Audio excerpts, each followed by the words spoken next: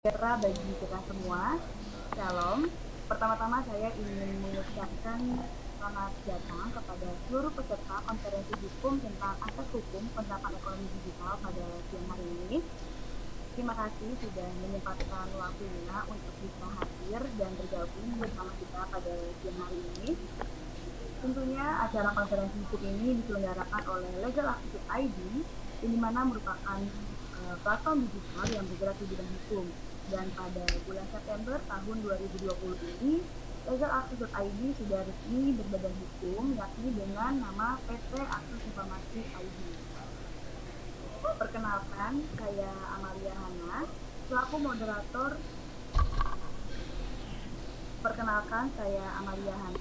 Selaku moderator yang akan memandu jalannya acara kita pada siang hari ini dari sesi awal hingga sesi terakhir.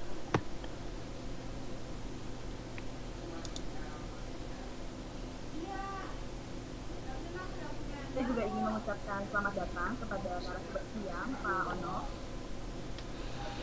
Selamat siang, Assalamualaikum. Salam, apa kabar Pak? Alhamdulillah, tadi salah masuk artificial intelligence gue. Kasihan deh gue. Iya, sekarang udah bener ya Pak? Ya, Amin.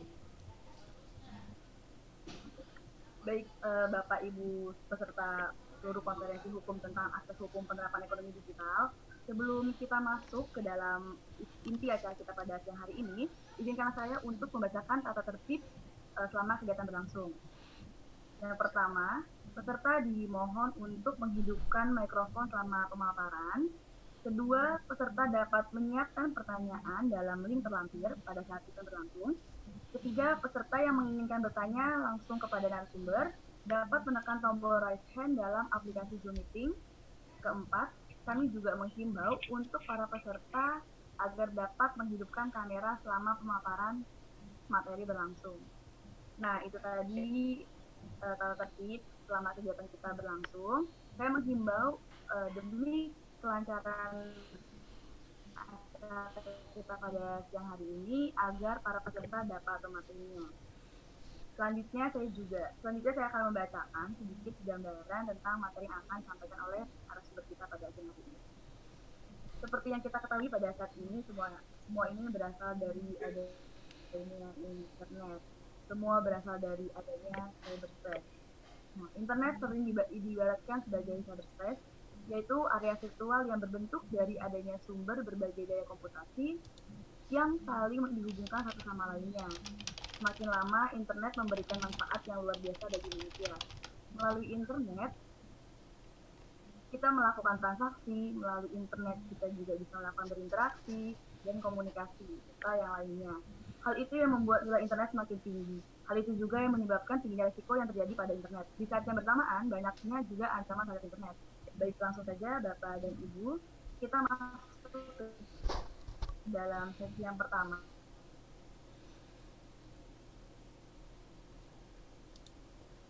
ini sudah mulai kah? Mau nanya berapa menit sebenarnya?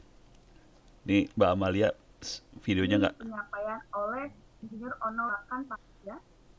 Kenapa Mas? Oh, ya Halo? udah, nggak apa-apa, nggak apa-apa. Mbak Amalia, saya berapa menit boleh tahu? Oh ya, Bapak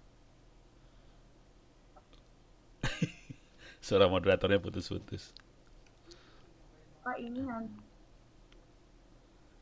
Waduh, pemaparan selama bentar ya Pak.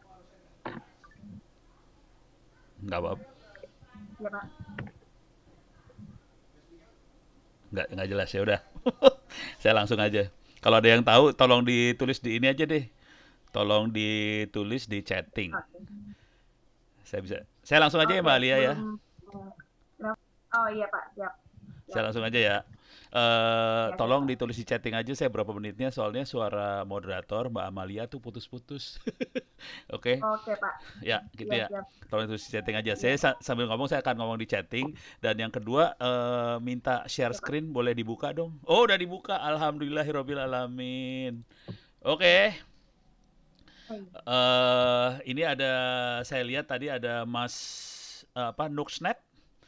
yang posting ke saya juga di YouTube saya sih sebenarnya urusannya urusan kedaulatan Republik Indonesia. Cuman teman-teman panitia mintanya cyber security. Jadi saya setuju tentang kedaulatan IT Republik Indonesia. Cuman mintanya cyber security, jadi saya akan fokus ke cyber security dulu ya topiknya. Saya nggak tahu berapa menitnya, jadi tolong diposting aja. Saya kondisi agak susah buat ngelihat chatting kalau udah kayak gini. Saya clear layar dulu. Yang akan saya bentuknya mungkin agak beda sama pemateri yang lain. Saya bentuknya langsung live demo. Saya berasumsi materinya sekitar 30 menit, nanti sisanya kita bisa tanya jawab. Ini asumsi saya, tapi kalau salah tolong saya dikoreksi. Oke. Materinya kira-kira kayak gini yang akan saya sampaikan. Oke. Ups, salah. Oke. Pertama, mungkin saya kasih lihat dulu kondisi, bukan kondisi ya, contoh kali ya. Contoh serangan, seperti apa sih? Supaya Anda ngelihat serangan, dan kalau mau jujur, ini barangkali tadi pagi saya dengerin Mbak Bunga ngomong. 60 menit. Oh, 60 menit, oke sip. Saya mungkin akan coba dipepet sepepet mungkin supaya tanya jawabnya bisa lebih banyak sih. Jadi contoh serangan saya akan kasih lihat, bukan contoh serangan ya, contoh bukan serangan Bang Anggi. Contoh komplain. Contoh korban itu seperti apa sih? Korban serangan seperti apa? Dan jangan khawatir, saya hampir setiap hari menerima keluh kesah orang-orang di internet. Pak Ono saya ditipu, Pak Ono saya duitnya dicolong, Pak Ono saya akunnya diambil. Terus apa yang harus saya kerjakan? Gitu. Termasuk istri saya kena 2,5 juta rupiah. Lapor ke polisi, nggak ngepek. Jadi ini barangkali tantangan buat teman-teman di Legal Access. Saya berterima kasih banyak Legal Access sudah menaikkan hal ini. Mudah-mudahan jadi masukan bahwa oke, kita punya hukum, tapi kenyataannya waktu kita praktekkan di lapangan, urusannya macet semua urusannya. Jadi saya akan kasih lihat contoh korban, mungkin sedikit contoh serangan. Ada yang bentuknya hardcore serangannya, hardcore banget. Jadi betul-betul serangan. Ada yang bentuknya softcore, nggak kelihatan. Dan ini salah satu tekniknya adalah justru artificial intelligence yang dipakai yang dijelaskan di ruang sebelah. Jadi AI itu bisa jadi serangan banget. Ini contohnya AI, gitu ya. Nanti setelah itu saya akan coba bahas solusinya seperti apa. Solusi di lapangan benerannya ya. Jujur kita akhirnya lebih ke solusi bela diri sih sebenarnya. Teknik bela diri. Ibaratnya kalau orang berantem belajar karate lah, belajar kayak gitu-gituan. Oke. Jadi nanti teknik bela diri akan terbagi 3 untuk user biasa seperti apa. Nanti buat admin jaringan. Dan mungkin yang satu lagi buat birokrat atau pemimpin. Oke. Yang teknik ini, waktu itu kemarin saya sempat sharing di level Asia sih sebenarnya. Jadi teman-teman di Asia minta, "No, bisa sharing nggak gimana teknik supaya usaha-usaha ini bisa bela diri?" Jadi saya bagi 3 ini sih sebenarnya. Jadi kita bagi 3 dan kita emang benar-benar melakukan training. Ini bentuknya training supaya mereka bisa bela diri. Kalau bisa dibantu oleh hukum, amat sangat berterima kasih sekali. Oke, sekarang kita masuk ke yang pertama. Contoh korban. Saya kasih lihat langsung aja ya di YouTube ya. Langsung live aja, ini mah YouTube. Parah. Anda bisa masuk YouTube saya, Ono Center. Oke, ini bukan iklan. Tapi kalau mau subscribe, saya terima kasih banget. Tapi isinya, salah. Oke, saya masuk ke channel YouTube saya. Kita masuk ke komen atau pertanyaan. Saya masuk komen atau pertanyaan. Oh iya, lupa ngasih tahu. Ini videonya saya rekam. Jadi presentasi saya rekam dan saya akan naikkan ke YouTube juga. Jadi nanti Anda bisa lihat rekamannya di YouTube. Oke, sekarang saya akan filter, search dengan kata kunci tipu. Gitu aja ya, sederhana aja. Kita lihat dengan kata kunci tipu. Ini 20 jam yang lalu. Assalamualaikum Om, akun sosmed saya kena tipu. Email sosmed diganti, passwordnya notif email dihapus. Cara cari lokasi URL penipu gimana? Jadi pertanyaannya adalah, dia nggak peduli hukum sih sebenarnya. Saya pengen nyerang balik tuh orang. Cara dapat orangnya gimana? Oke, Terus ada lagi, Pak bisa tolong saya ditipu kemarin, bisa bantu dilacak, mohon Pak. Serius. Terus ini lagi 3 hari yang lalu, Om, kalau mau ngecek hack nomor telepon, nomor rekening gimana ya? Soalnya ada saudara kena tipu melalui WhatsApp. Oke. Terus ada lagi, ke sini lagi. Pak, gimana caranya melacak investasi bodong, skema Ponzi? Baiknya lakukan apa? Dan jangan khawatir, ini yang kayak gini banyak banget normal. Kemarin ada yang lebih gila lagi. Pak, tolong jangan kasih tahu ke bapak ibu saya, ke keluarga saya, Pak. Tolong jangan kasih tahu. Jadi kena di apa online dating. Jadi online dating ini kayaknya perempuan. Yang ujung sebelah sana buka satu-satu pak bajunya, sini buka satu-satu bajunya. Dia kagak tahu bahwa di sananya ngerekam. Udah gitu sana bilang, tolong transfer duit, kalau enggak saya sebarin nih videonya. Kacau. Dan itu enggak satu dua. Ke saya ada kayaknya selusinan yang kayak gitu. Oke, yang kena skema bodong udah ada kena juga berapa kali ke saya. Jadi korbannya udah banyak banget. Istri saya kejadiannya adalah, ini saya cerita ke yang kejadian ke istri saya. Temennya dia, Facebooknya ke hack. Terus hackernya berhasil take over, ambil akun Facebooknya. Terus kebetulan teman saya ini pernah minjam duit ke istri saya karena buat uang sekolah anak. Dengan bahasa yang persis sama, dia kirim message ke istri saya, tolong mau pinjam duit. Karena istri saya ngelihat kayaknya ini buru-buru, ditransferlah uang 2,5 juta rupiah ke akun si penyerang. Pas dia telepon ke temennya, waduh saya nggak pernah minta itu. La ilaha illallah, berarti penipuan dong, terus gimana? Terus langsung cepat bikin kronologis, bukti-bukti sampein ke polisi. Udah, berhenti. Akhirnya istri saya lari lagi ke bank plat hitam. Kebetulan bank plat hitam yang ngirim. Ini gimana gini-gini? Oke, kita blokir di sini. Tapi itu duit udah keburu ke transfer, Bu. Oke, transfernya kebetulan ke bank plat merah. Stop saya sana. Bank plat merah nggak bisa karena undang-undang perbankannya mengatakan itu rahasia bank. Jadi nggak bisa diblokir itu account segala macam. Ya udah kita putus asa. Jadi akhirnya kita harus melakukan belajar teknik bela diri. Oke, ini yang hardcore. Contoh hardcore kayak gini kira-kira. Contohnya banyak banget sih, jangan khawatir. Saya hampir tiap hari nerima kayak ginian. Sekarang saya kasih lihat yang softcore. Softcore nggak kelihatan kayak attack ya, nggak kelihatan kayak attack banget. Kita lihat Google Maps lah. Kalau nggak jangan Google Maps dulu lah. Toko online lah, Bukalapak lah. Sorry Bukalapak, gue pakai lu jadi contoh. Ini Bukalapak biasa aja kan, biasa aja ya, biasa aja. Nggak ada yang istimewa di sini. Oke, biasa aja. Sekarang pertanyaan yang paling sederhana banget. Oke, cuman gue nggak ngelihat chattingan. Aduh, saya bisa lihat chatting nggak ya? Saya nggak bisa lihat chatting nih. Open Zoom. Ntar. Saya nggak bisa lihat chatting. Saya pengen komunikasi pakai chatting dengan Anda, cuman saya nggak bisa lihat chattingnya sih. Di ini saya nggak ada chatting. Oke, pertanyaan sederhana aja. Mudah-mudahan ada yang bisa teriak ke saya nih. Pertanyaan sederhana aja. Ini pakai Bukalapak. Pertanyaannya, ini kelihatan ada iklan kan? Ada iklan. Ini turun ke bawah lagi ada iklan. Ini turun ke bawah lagi ada iklan. Pertanyaannya sederhana aja. Tiap orang kalau masuk Bukalapak, iklannya sama atau beda? Ada yang bisa teriak? Beda sih, Pak. Beda. Beda, Pak. Beda. Keren kan?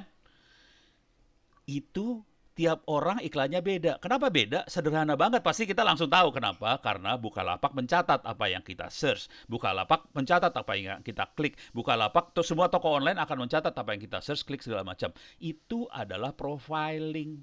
Itu adalah artificial intelligence. Dan itu adalah masalah privacy sebenarnya. Tapi privacy itu akan dieksploitasi menjadi duit berbentuk iklan. Mudah-mudahan kita semua ikhlas ya. Jadi ini softcore banget. Misalnya gini, saya klik aja salah satu, klik gini ya. Kayak mau beli gitu ya. Klik salah satu gini, turun ke bawah sini ya. Nih, barang terkait. Ini adalah artificial intelligence dan ini saya kebetulan sempat ketemu dengan Ibam. Ini salah satu VP-nya Bukalapak yang sempat ngembangin ini. Tapi Ibam udah nggak di Bukalapak lagi. Dia yang ngembangin ini sebenarnya dan dia cerita terus terang. Ini belakangnya AI, artificial intelligence, dan ini dilakukan dengan cara bukan lakukannya AI ya, caranya AI. Tapi yang kejadiannya adalah gini. Yang normal Bukalapak akan muterin duit sekitar beberapa belas triliun rupiah. Setelah ini ditambahin seperti ini, uang yang berputar naik beberapa ratus M lagi tambahan. Jadi ini semua, jadi AI itu dipakai buat untuk nambahin duit sih sebenarnya tujuannya. Tapi itu apa perilaku pribadi kita yang ditangkap oleh AI tadi. Mudah-mudahan ikhlas. Sekarang saya masuk yang lebih ekstrim. Maps, Google Maps, biasa aja lah. Semua orang pakai Google Maps, biasa aja kan, nggak ada istimewa. Semua pakai Google Maps ya, nggak ada istimewa. Oke, sekarang kita mulai masuk yang rada bikin sakit hati dikit.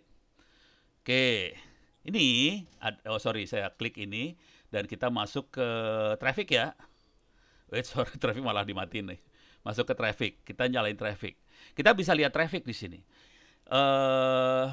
Ini kelihatan macet, sini macet, ini ada yang kuning hampir macet, yang hijau lancar semua. Oke, yang kuning hampir macet di daerah sini, di daerah Tangerang Selatan sini kelihatan macet semua. Oke, pertanyaan, tapi gue nggak bisa lihat chatnya, kepaksa. Oke, pertanyaan sederhana aja. Bagaimana caranya Google tahu bahwa itu macet? Ada yang bisa teriak nggak?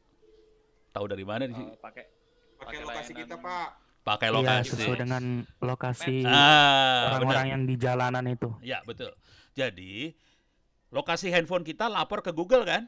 Oke, waktu kita install handphone, kita masukin pakai emailnya Google, akibatnya handphone kita lapor ke Google. Mudah-mudahan Anda ikhlas bahwa handphonenya lapor ke Google. Dan itu emang dipakai buat kebutuhan kita. Artinya dia bisa tahu ini macet segala macam. Kalau saya nanya di kampus, kadang-kadang jawabannya seru-seru ya. Jawabannya, Pak, Google pasang satelit. Gila lo, Google kaya amat pasang satelit. Google pasang sensor di seluruh jalan di seluruh dunia. Lo gila banget, kaya banget.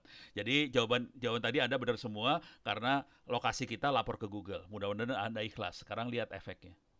Oke. Tapi ini AI. AI dalam arti dia melakukan klasifikasi. Ini macet, merah. Ini agak macet, orange. Ini lancar, hijau. Itu namanya klasifikasi di dunia AI. Oke, sekarang kita lihat efeknya. Oke, saya masuk ke sini. Masuk ke your timeline. Oke. Mudah-mudahan nggak sakit hati sih. Oke. Ini adalah catatan-catatan dari Google, saya kemana aja. Dicatat sama Google, saya kemana aja dari tahun 2009 sampai 2020. Jadi selama 11 tahun Google nyatet Ono kemana aja.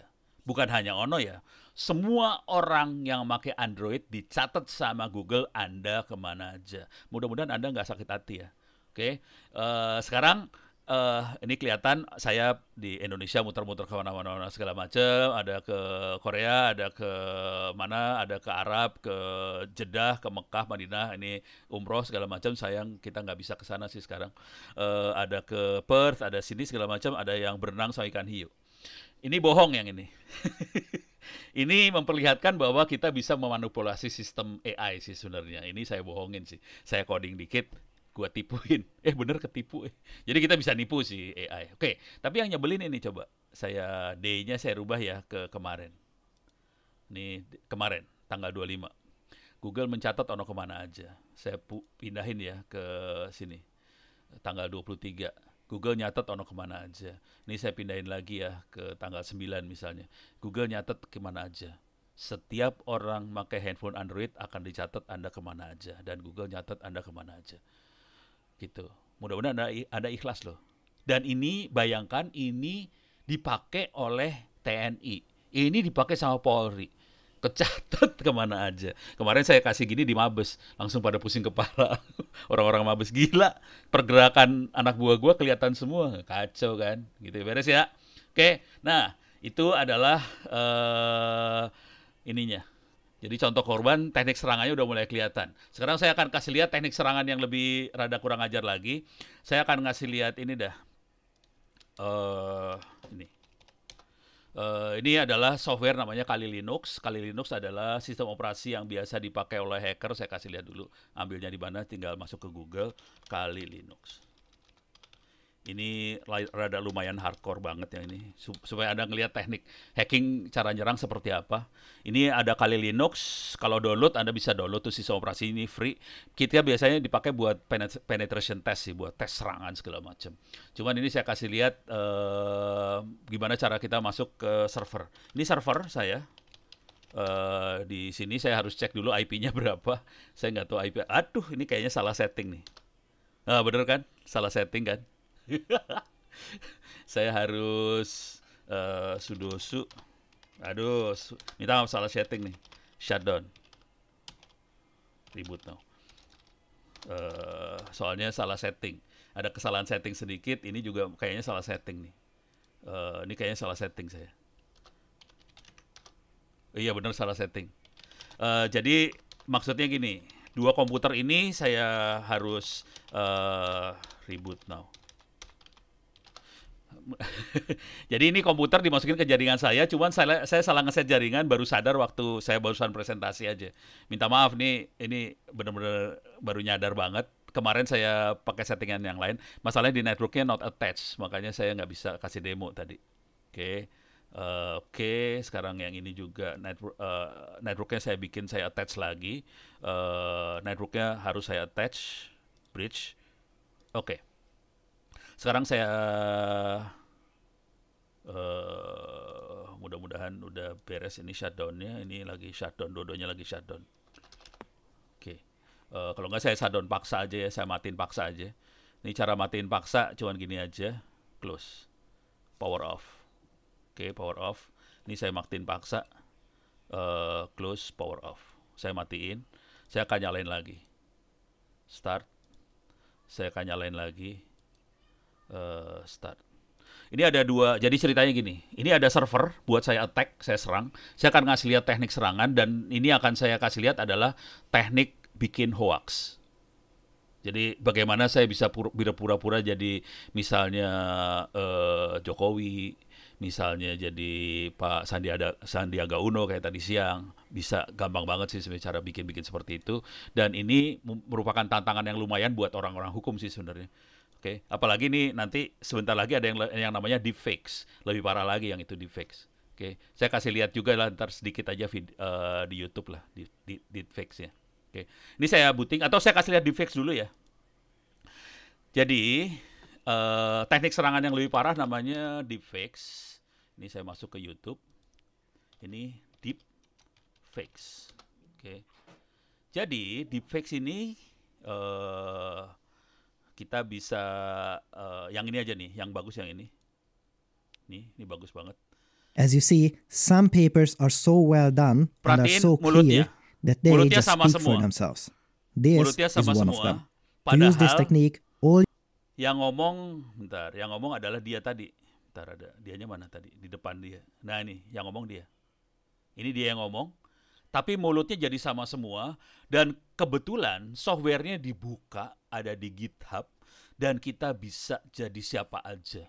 Ini nggak harus berbentuk video. Ini berupa foto. Bisa fotonya Jokowi. Bisa fotonya calon presiden apa-apa segala macam. Terus kita bisa ngomong. Terus kalau kita punya rekamannya Pak Presiden Jokowi ada berapa suaranya. Kita akan training itu suara itu. Suara kita akan berubah jadi suara Jokowi. Fotonya berubah jadi video. Jadi deepfake separah itu sih sebenarnya. Jadi kita bisa bikin supaya suara sama foto betul-betul target sasaran. Suara kita jadi suara dia. Mukanya jadi muka dia dan bentuknya video, kita bisa sebarin dan orang akan susah ngelihatnya ini beneran atau bukan. Asli, ini udah mulai tersebar. Tapi ini kalau kita buatnya ini buat apa ya? Buat riset sih sebenarnya, buat riset artificial intelligence.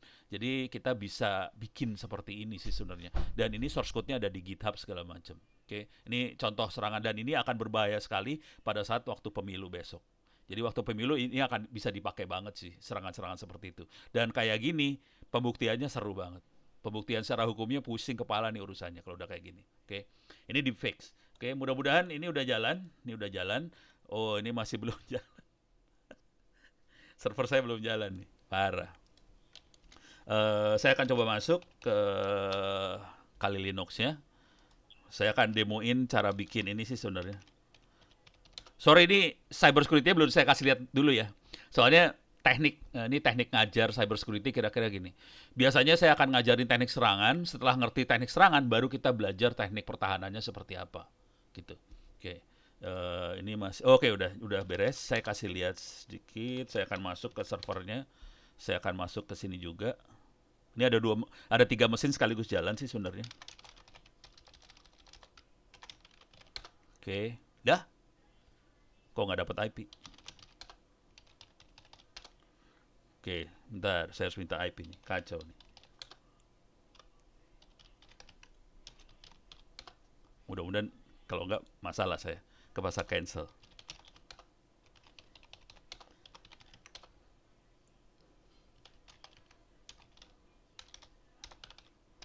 Sorry. Kalau nggak harus saya batalin nih kepaksa. Bentar. Kalau berhasil ya syukur. Ih, parah. Parah dia. Kayaknya harus dibatalin nih. Aduh, batalin.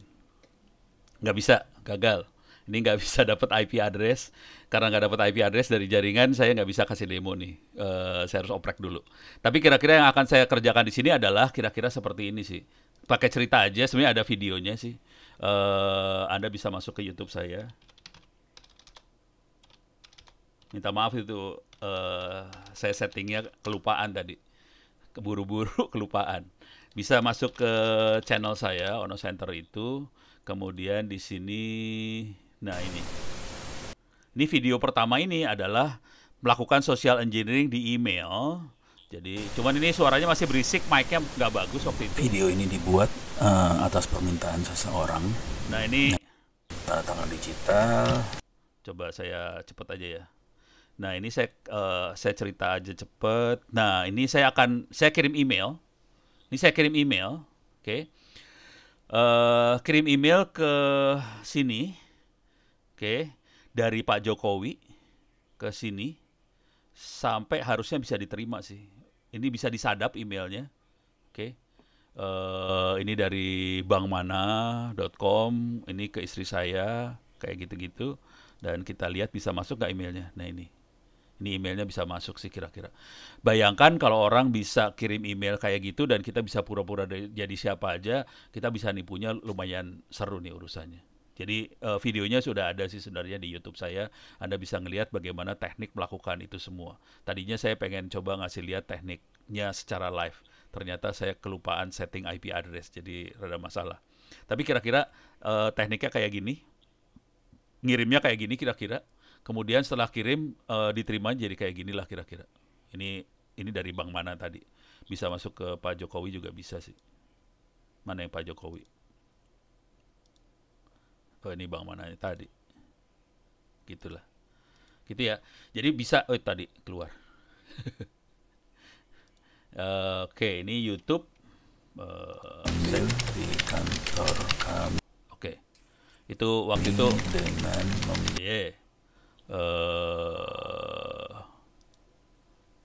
ini gimana cara ngecilinnya? memberikan Nih kecilinnya gimana nih? Lupa.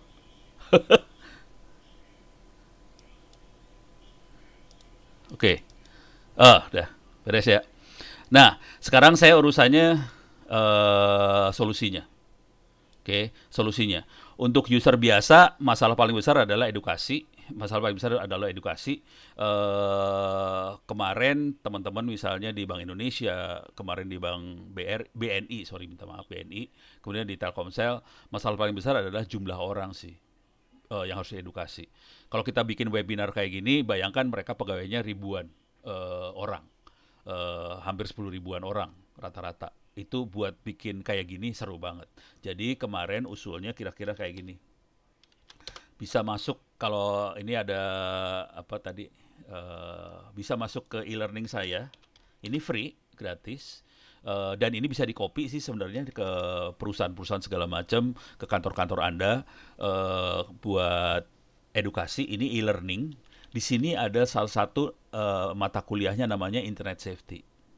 Jadi di Internet Safety ini Anda bisa ngambil materi ini secara free, bisa belajar tentang dasar-dasar keamanan informasi, perilaku aman di dunia online. Misalnya jangan sebarin nomor telepon sembarangan, jangan sebarin jangan posting sembarangan, jangan sebarin data pribadi secara sembarangan. Juga ada tentang cyber security, cyberbullying, hoax segala macam dibahas di sini juga. Terus bagaimana mengatasi kecanduan konten negatif, keamanan password, keamanan email, keamanan gadget, terus juga keamanan media sosial dan VPN. Oke. Dan yang penting adalah ujian ini sih sebenarnya. Bukannya buat apa-apa, soalnya kita kalau di level corporate, di level perusahaan, kita perlu tahu sebenarnya. Ini orang-orangnya pada udah ngerti belum? Kalau cuma bentuk seminar kayak gini kan kita kadang-kadang masuk kiri keluar kanan. Kalau bisa dibuat quiz kayak gini, kita bisa tahu. Di sini kita sebenarnya bisa selipin juga masalah-masalah hukum. Kalau legal access bisa nyelipin materi, bisa juga di sini. Kalau ini kebetulan saya kasihnya free ya. Jadi kalau ada perusahaan yang pengen kopi, silahkan aja. Siapa yang pengen kopi, silahkan aja. Ini teman-teman Bank Indonesia kemarin, Pono minta ininya dong, soal-soalnya saya kasih aja semuanya. Telkomsel juga sama kejadiannya. Jadi mereka, terutama pimpinan di atas, concern sekali, apalagi sekarang banyak sekali work from home. Jadi perimeter pertahanannya yang tadinya ada di kantor, di office, berubah jadi dari rumah. Dan ini pertahanannya jadi beda banget. Dan mereka perlu banget mengedukasi karyawan supaya aman di rumah. Jadi caranya kayak gitu. Contoh materinya kayak gini kalau lagi dites sih, seperti ini aja. Nggak susah sih sebenarnya. Penjahat cyber tidak dapat mencuri kartu kredit melalui email. Betul salah gitu. Kayak gini doang ya. Pertanyaannya kayak gitu kan, pusing kan. Tempat yang tidak umum untuk melakukan cyberbullying adalah apa gitu. Kayak gini, bisa kayak gini nih. Yang mana? Bingung kan? Bingung. Saya sembarangan aja dah. Ini saya sembarangan aja ngisi ya. Ini saya sembarangan ngisi. Jadi kira-kira gitu. Dengan cara ini kalau buat end user ya. Jadi tadi solusi buat user biasa seperti itu. Kalau bisa berbentuk video, syukur. Berbentuk chatting, diskusi buat bimbingan, apa segala macam, sebaiknya berbentuknya dua arah komunikasinya. Nah, untuk admin jaringan, ini mungkin bukan level, bukan konsumsinya legal access, tapi saya kasih lihat aja. Untuk admin jaringan ini biasanya kita yang memang megang jaringan, kita memang harus mengedukasi teman-teman admin jaringan, dan ini saya kasih free juga sama. Ini bisa masuk karena fatal banget Republik ini, banyak jaringannya yang jebol-jebol segala macam. Akhirnya di sini saya bikin kuliah cyber security. Ini kebetulan kuliah S2 saya. Saya ngajar di S2, ngajarnya kebetulan ini banget. Cuman websitenya beda. Websitenya kampus yang ini yang free-nya LMS Ono Center ORID/Moodle. Anda bisa masuk. Di sini kuliah keamanan jaringannya. Secara umum di si bagian yang ini diajarin tentang ini advanced networking dulu, kemudian ini diajarin hackingnya dulu. Jadi makanya waktu tadi saya ngajarin bagaimana cara ngejebol, ngehacknya kayak gimana. Setelah UTS ini hackingnya parah banget ya. Kita melakukan intelijen, penyadapan, hacking wireless, attack password, attack database, device web, domain name, attack file, sharing dan sebagainya. Setelah kita UTS baru kita mulai saya ajarin bagaimana caranya masuk surga, kira-kira kayak gini. Di sini diajarin vulnerability analysis, dasar pengamanan server, firewall, secure copy dan sebagainya. Ini berat banget nih. Oke. Dan yang menarik banyak juga orang yang nggak tahu ini gitu. Biasanya orang diajarinnya security-nya, tapi karena tidak pernah belajar teknik serangan, akhirnya nggak punya sense, nggak punya perasaan. Orang bakal nyerangnya seperti apa sih? Tingkat serangan seperti apa sih? Gimana rasanya diserang? Susah, gitu. Oke. Dan yang terakhir untuk birokrat pimpinan susah banget. Kita jujur kesulitan buat ngajarin menteri dan sebagainya, itu nggak bisa diajarin. Jadi kita biasanya bentuknya diskusi ngobrol sih untuk level-level yang ini. Oke, jadi kira-kira solusinya seperti itu. Solusinya sudah ada, cuman karena waktu singkat. Kalau buat teman-teman yang punya keluarga, anak dan sebagainya, mungkin sarannya masuk ke sini, Internet Sehat. Selain tadi ada kuliah tadi, internetsehat.id. Di sini ada sumber belajar, ada e-book dan sebagainya, bisa di-download, ada bentuknya video dan sebagainya, bisa di-download juga, ada yang bentuknya komik. Jadi buat anak segala macam lumayan.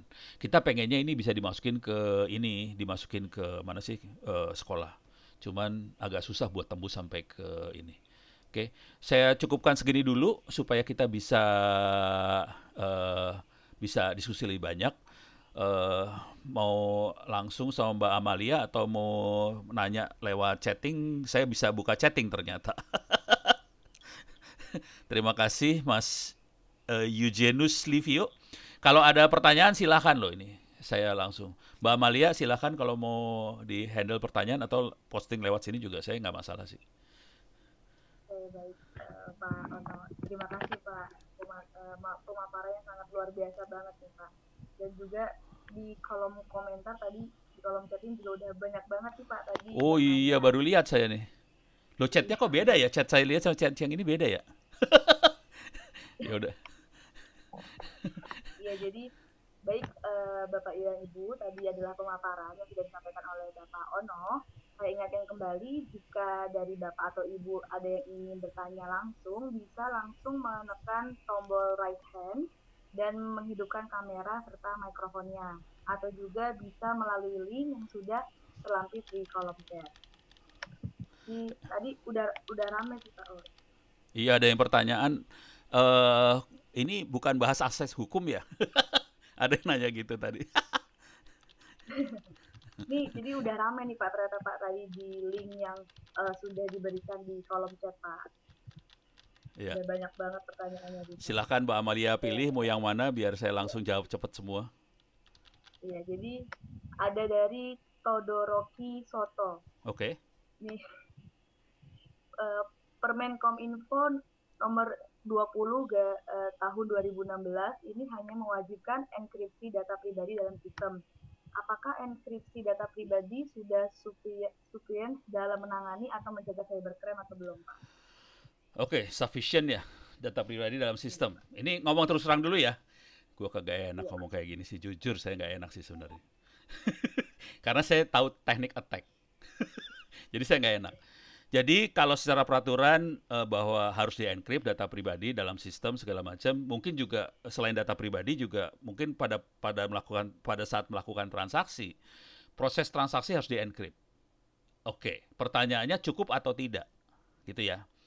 Kalau kita melakukan serangan, ini serangan beneran ya, kita melakukan serangan beneran, walaupun Anda pakai HTTPS, saya bisa jebolin HTTPS-nya. Jadi kalau ngikutin aturan Kominfo, HTTPS cukup. Tapi kalau kita attack, saya akan melakukan attack yang namanya man in the middle attack. Itu HTTPS jebol. Nah, masalahnya bukan di enkripsinya sih. Masalahnya adalah di edukasi user. Edukasi nanti customer service. Jadi waktu HTTPS-nya jebol, sebetulnya ada notice seperti ini nanti. Saya kasih lihat dulu ya. Saya kasih lihat di sini, notisnya kira-kira kayak gini nih nanti. Untrusted site. Salah pencet sites. Oke. Image. Bentuknya kayak gini nanti. Ini keluar, saya gedein dikit. Nanti situsnya kayak gini. Misalnya kita masuk https://detik.com. Biasanya kan langsung masuk. Nanti keluar seperti ini. The site security certificate is not trusted. Nanti kalau nanya ke, atau yang bentuknya kayak gini ya, this connection is untrusted. Terus kita nanya ke customer service. Kalau ini internet banking, masalah berat ini urusannya sebenarnya. Jadi terus kita nanya ke customer service. Customer service, ini gua keluar kayak ginian. Ini gua terusin apa kagak?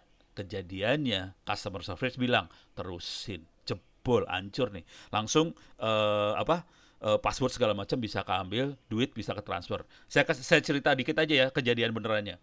Saya waktu itu duduk sebelahan sama teman, dia melakukan attack di WiFi.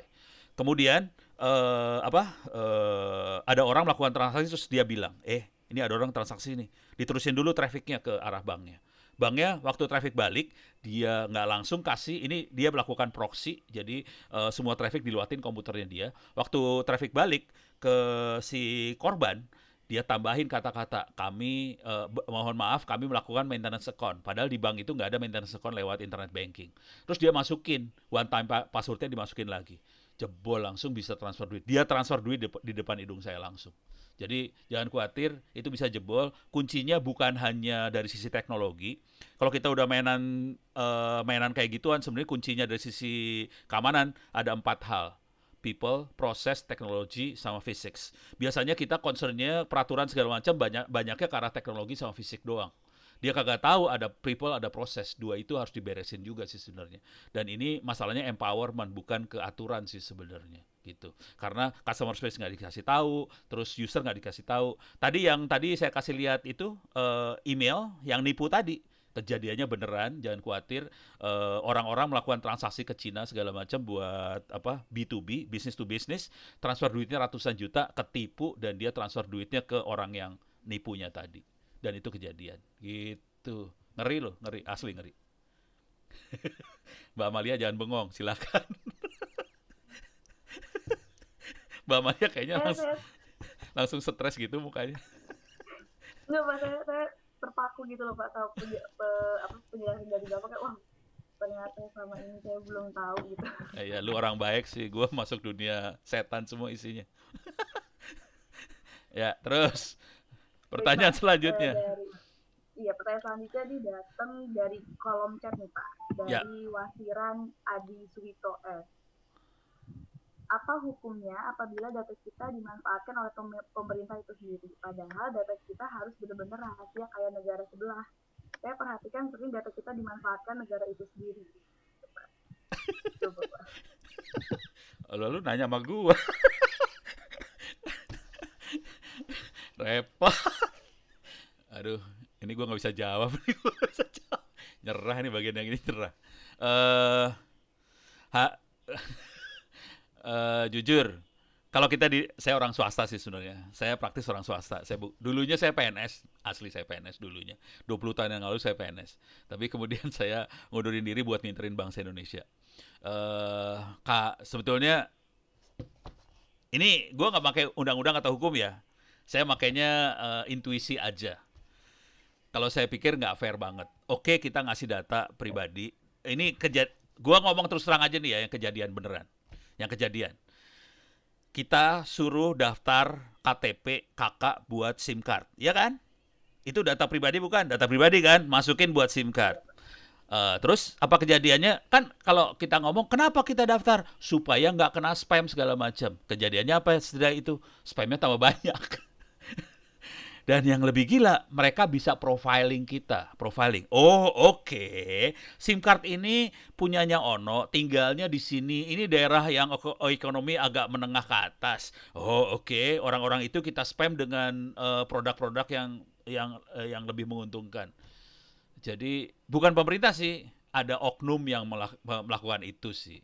Jadi tapi kan waktu mengumpulinya kan pemerintah, cuman pemerintah tidak terlalu ini buat memproteksi data kita. Yang kalau hukumnya gue kagak tahu, yang salah siapa, yang mau dibunuh siapa kagak tahu deh, gue nggak ngerti urusan hukum. Ini bagiannya Mbak Amalia sama teman-teman Legal Access yang harus jawab nih harusnya. Gue nggak bisa jawab bagian itu. Oh, ini saya ngasih tahu dulu ya, saya bukan orang hukum loh. Saya orang teknologi dan saya kerjanya melanggar hukum. Mbak Amalia jangan bengong dong. Oke, berarti ini mungkin ya Pak, data kita itu sebenarnya dimanfaatkan untuk pemerintah tuh untuk yang sisi positifnya tuh kira-kira untuk apa ya Pak? Bisa kayak, misalnya nanti ketika ada ya kayak ke sebuah negara yang memang mereka itu tidak menginginkan data pribadi dari si warganya itu kan ditaruh di luar gitu ya Pak. Nah, ini mungkin dari... Ini contoh positif ya. Contoh positif dulu ya. Contoh positif penggunaan data pribadi. Contoh paling sederhana gini. Ini sekarang kondisi COVID. Orang pada di rumah, orang banyak yang pengangguran, banyak yang bukan pengangguran lagi ya, PHK dan sebagainya. Ini jujur, istri saya sekarang membantu jadi sekretaris lurah. Apa yang dia kerjakan? Dia melakukan pendataan Dasawisma. Dasarnya apa? KTP, KK segala macam. Akhirnya Dasawisma. Udah gitu mulai dia melakukan pendataan. Kira-kira yang kena ekonomi paling kena berdampak paling parah siapa untuk penyaluran bantuan dari presiden. Ya itu nggak masalah. Itu bagus banget. Jadi banyak yang positifnya sih. Tapi kalau sampai diambil sama kan ini yang bisa akses kan bukan cuma presiden atau menteri. Coba bayangin ini sampai kelurahan, berarti orang-orang di bawah bisa akses dong? Ya bisa lah. Bayangin kalau orang-orang itu diakses dan tidak amanah, kan kacau ceritanya. Itu yang jadi masalah. Karena ada orang yang bisa akses dan tidak amanah, itu yang jadi masalah sih. Kalau amanah dan memang untuk kepentingan warga sih nggak masalah sih. Itu sih. Gitu ceritanya. Mbak Amalia. Ya, ini ada juga nih Pak yang mau bertanya langsung nih Pak. Oh, dari boleh. Silakan. mungkin Bapak Nuxnet mungkin bisa Oh, itu yang paling semangat dia. Nuxnet. bisa menghidupkan kameranya dan mikrofonnya. Ya, Nuxnet silakan. Ya, jadi terkait Akhirnya apa dengar namanya? suaranya ya. Iya, Pak. Jadi, Kemarin lihat tulisannya mohon doang maaf di nih ya, YouTube. mohon maaf nih ya, apa videonya di ini. Ya, ngerti ya, terus ngomong. Nah, untuk jadi kan kemarin kan bahas tentang apa WhatsApp itu ya, pesan singkat itu di term of service-nya kan, jadi istilahnya data kita kan di apa eksploitasi oleh WhatsApp ya. pihak nah yang jadi masalah itu kan user yang nggak pakai WhatsApp tapi Ya. ada orang yang termasuk itu jadi korban. diupdate gitu. Nah, jadi apa secara hukum legal tuh Indonesia apakah bisa apa istilahnya ngenai hukum ke WhatsApp gitu atau gimana? Soalnya ini kan terkait pelanggaran data pribadi gitu, eksploitasi. Jadi itu yang pertama. Oh ya gitu. Ini harus ceritain dulu ke yang lain. Maksud eksploitasi ini seperti apa? Ini yang ceritain Mas Nuxnet ini kira-kira gini. Jadi kalau kita pakai WhatsApp, kan address book kita diambil sama WhatsApp semua ya. Nah, address kita diambil WhatsApp, akhirnya WhatsApp tahu nomor telepon semua orang dong. Padahal dia nggak pakai WhatsApp, tapi datanya ada di WhatsApp. Dan bisa dieksploitasi sama WhatsApp loh, itu hati-hati. Gitu. Ya, terus Mas Nuxnet. Nah, itu. Terus yang kedua ini apa nyangkut ke masalah ekonomi ya, sama security. Nah, ini kan waktu pandemi juga, terus lagi gencar-gencarnya cashless gitu ya, nggak pakai uang tunai. Nah, saya sedikit survei kecil-kecilan di lingkungan saya itu kan, misalkan ada istilahnya pujasera gitu. Yeah. Nah, sistem pujasera itu kan pembukuan jadi ada pedagang ngasih buku ke pujaseranya terus dicatat segala macam. Yeah. Nah, pembayaran itu kan tunai. Nah, gimana kalau misalkan semua sistem itu diaplikasikan gitu, tapi pakainya bayarnya token atau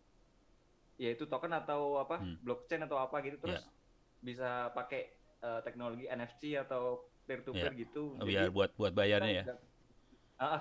Nah, itu gimana dari sisi security sama apa ekonomi atau hukumnya gitu? Bisa gitu. Ujungnya semua sama sih. Ujungnya semua sama aja. Jadi ujungnya kalau kita secara hukum, kalau dia amanah semua urusannya gampang, kita tutup mata semua, nggak ada masalah. Masalahnya kalau terjadi eksploitasi, jadi dia tidak amanah. Contoh, kalau WhatsApp, kalau buat anda semua yang pakai WhatsApp, kalau mau ngetes ketidakmanahan WhatsApp, kalau pengen sakit hati sama WhatsApp, gampang banget. Coba bikin grup di WhatsApp, grup baru aja, ngomongin sesuatu yang tidak pernah kita omongin. Misalnya kita nggak pernah ngomongin soal real estate, jual barang apa segala macam. Ngomongin sesuatu tentang itu, ngomongin maksudnya pakai teks ya di grup. Udah gitu lihat iklan di Facebook, keluar tuh iklannya. Jadi apa yang kita tulis di grup itu akan dibaca oleh mesinnya WhatsApp, terus dieksploitasi pakai AI, artificial intelligence, dijadiin diuangkan jadi bentuknya iklan.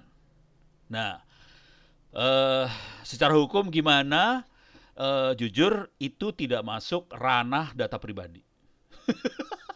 Nah, ini kalau silakan Anda lihat yang namanya Undang-Undang Data Pribadi, apa yang kita tulis segala macam bukan data pribadi. Lo mampus aja udah urusannya. Jadi itu nggak terproteksi.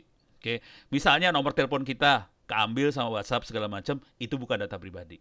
Data pribadi itu yang kayak golongan darah gitu-gitu loh, yang nempel sama badan kita tuh kalau nggak salah. Saya nggak terlalu ahli, tapi kira-kira yang kayak gitu, yang nomor telepon segala macam bukan data pribadi. Jadi tadi masalah WhatsApp ngambil nomor telepon segala macam terus dieksploitasi jadiin iklan. Kalau nomor telepon itu nanti nempel ke Facebook ya. WhatsApp kan punya Facebook ya. Nanti jadiin iklan, nggak bisa dituntut. nggak kena sama undang-undang data pribadi gitu ya. Nah, tentang ini juga sama juga, tentang pujasera segala macam juga nggak beda jauh sih sebenarnya. Kalau dia amanah nggak masalah. Yang masalah kalau data ini kan data orang banyak ya. Bayangkan terus dieksploitasi pakai AI segala macam. Nah, lo nuntutnya gimana? Lah, AI kan nggak nyerang-nyerang banget. Kita nggak nyuri. Kita cuman mengekstrak, mendapatkan wisdom, mendapatkan knowledge. Oh, jadi orang sukanya bakpao. Oh, orang daerah sini sukanya nasi goreng. Oh, orang sini itu nyuri bukan? Bukan, itu bukan nyuri. Itu mengambil kesimpulan dari data yang ada. Bukan nyuri. Mampus lu, nggak bisa diapain lu. Gitu. Pusing ya. Ya sebenarnya. Tapi saya harap sih teman-teman yang operasi ini jangan terlalu kayak gitu deh. Ya kalau udah kayak gitu kita main ini sih akhirnya. Main bukan hukum tertulis, kita makanya hukum tidak tertulis sih. Pakai hukum adat, pakai kesepakatan, kayak gitu sih yang kita pakai. Gitu Mas Nuxnet. Terima kasih buat pertanyaannya. Ini apa? Beliau ini juga Mas Nuxnet ini bikin kayak apa sih? Bukan berdikari, lupa gue. Berdipari.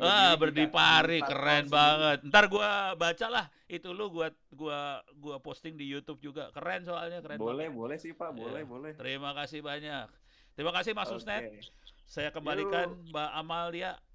Ini yang nanya udah banyak banget, pusing gua. Wah, ini udah banyak banget, Pak. di linkin juga ya telah juga udah banyak banget nih, Pak.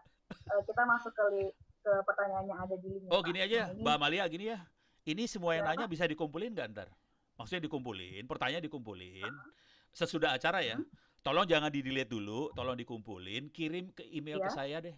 Kirim email ke saya. Tapi ntar aja, jangan sekarang ntar. Jadi tolong ini buat Anda semua juga kan, Anda semua bisa ini ya, Anda semua kan bisa baca ini ya. Tolong ini dikumpulin, kirim email ke saya, nanti saya akan jawab pakai YouTube dah, udah. Gua janji itu mah. Soalnya nggak mungkin kita jawab sekarang gitu, sebagian besar mungkin nggak akan kejawab gitu. Ya, iya, Mbak Amalia silahkan. Oke. Kita lanjut ke pertanyaan yang ada di sini, Pak. Ini pertanyaan cukup bagus. Apakah regulasi peraturan yang dimiliki oleh Indonesia saat ini itu sudah dapat bisa menjamin cyber security atau belum nih, Pak? Jawaban singkat, belum. Belum, asli belum. Berarti yang undang-undang IT itu belum bisa ini ya, Pak, belum bisa menjamin cyber security ya, Pak? Gini. Cara mikirnya gini. Undang-undang itu ITE ya. Akan ada informasi transaksi elektronik, ITE tadi. Coba baca baik-baik undang-undang tadi. Barang buktinya harus memenuhi syarat undang-undang ITE loh. Jadi ada syaratnya supaya barang bukti elektronik bisa diterima secara undang-undang. Sekarang gue tanya sama Anda semua. Misalnya, kita ditipu, terus kita screenshot WhatsApp penipunya. Bisa nggak jadi barang bukti? Kagak bisa, men. Itu bukan barang bukti itu. Kenapa nggak bisa jadi barang bukti? Karena itu bisa kita rubah. Jadi kan kita bisa pakai editor gambar ya, foto editor Photoshop itu ya. Kita rubah kan? Bisa, nggak bisa jadi barang bukti. Barang bukti adalah sesuatu yang kalau dirubah ketahuan bahwa itu berubah. Dan harus dikunci. Dan itu disyaratkan di Undang-Undang ITE. Dan semua barang bukti elektronik yang ada sekarang, semua transaksi yang ada sekarang, tidak bisa kayak gituin. Jadi mampus lo, bener asli, mampus. Stres. Gue kasih lihat lah. Kalau mau serius, gue kasih lihat dikit ya bentar. Biar pada. Ini saya masuk ke ini Thunderbird email. Kalau kita pakai email biasa, itu bisa dirubah di tengah jalan ya. Oke, saya jalani Thunderbird email saya. Oke, kalau saya ini lagi komunikasi sama teman-teman, ini kebetulan kita akan dapat Postal Award. Ini adalah hero, pahlawan internet sih sebenarnya. Ntar mungkin insya Allah November. Kalau kita write email, ini kalau yang normal kan seperti ini. Normal seperti ini. Cuman ini saya install Enigmail. Enigmail saya install. Ini kalau saya klik gini, ini semua nggak ada yang bisa baca. Kalau kayak saya kasih ini adalah tanda tangan digital, signing on manually force, langsung sebelah sana akan bisa baca. Oh, ini yang ngirim adalah Ono beneran yang ngirim. Jadi ininya kebanyakan orang nggak melakukan yang seperti ini. Ini contoh di email. Dan kita bisa lakukan ini buat semua dokumen sih sebenarnya. Termasuk teknologi yang dipakai di paspor digital tuh seperti ini sih sebenarnya. Jadi barang buktinya harus seperti ini sih sebenarnya. Kalau cuman screenshot nggak masuk barang bukti dan itu nggak bisa dipakai buat pengadilan sih sebenarnya. Jujur. Gitu. Stres dulu. Terima kasih. Mbak Amalia, moga-moga nggak tambah stres. Mbak Amalia, halo Mbak Amalia. Saya kebit ternyata Pak dari tadi Pak. Kenapa sih? Santai aja lah. Oke. Saya grogi Pak. Grogi. Ketemu sama Pak Ono langsung tuh saya grogi. Iya. Gue lagi nyari mantu kok, tenang aja. Loh, apa hubungan? Ya, terus Mbak Amalia silakan. Baik, Pak, ini ada yang nitip pertanyaan nih Pak melalui chat pribadi. Pertanyaan kayak gini Pak, kenapa Bapak tidak ada nomor HP Pak? Dan dalam Bapak berinteraksi di dunia IT, apa ada batasan yang harus dipahami? Kemudian bagaimana dunia digital kedaulatannya Pak? Kedaulatan. Mungkin bisa dijawab Pak. Kedaulatan. Kenapa Bapak tidak ada nomor HP Pak? Ada nomor HP, tapi lu nggak akan bisa nelpon saya. Saya nggak bisa ditelepon, nggak bisa di SMS, nggak bisa di WA. Kenapa? Karena itu makhluk-makhluk itu disadap. Iya jujur ya, saya ngajar mereka juga buat nyadap segala macam. Karena gue yang ngajar, gue sakit hati karena saya disadap mereka juga. Jadi akibatnya Ono nggak mau pakai itu semua karena gue disadap juga. Sialan banget deh pokoknya. Parah, gitu, sesimpel itu sih. Akibatnya pakai email karena mereka nggak bisa nyadap email gue. Jadi selamat Ono. Parah banget ya. Lalu tadi nih Pak, dalam Bapak berinteraksi di dunia IT, apa ada batasan yang harus dipahami Pak? Kita di dunia internet kita, jadi gini Pak, kalau di dunia nyata kan kita ada hukum, ada undang-undang dan sebagainya. Di dunia internet, jadi kalau kita lihat hukum ada 3 jalur ya, hukum ada 3. Gue kayak nerangin orang hukum nih nggak beres nih si Ono.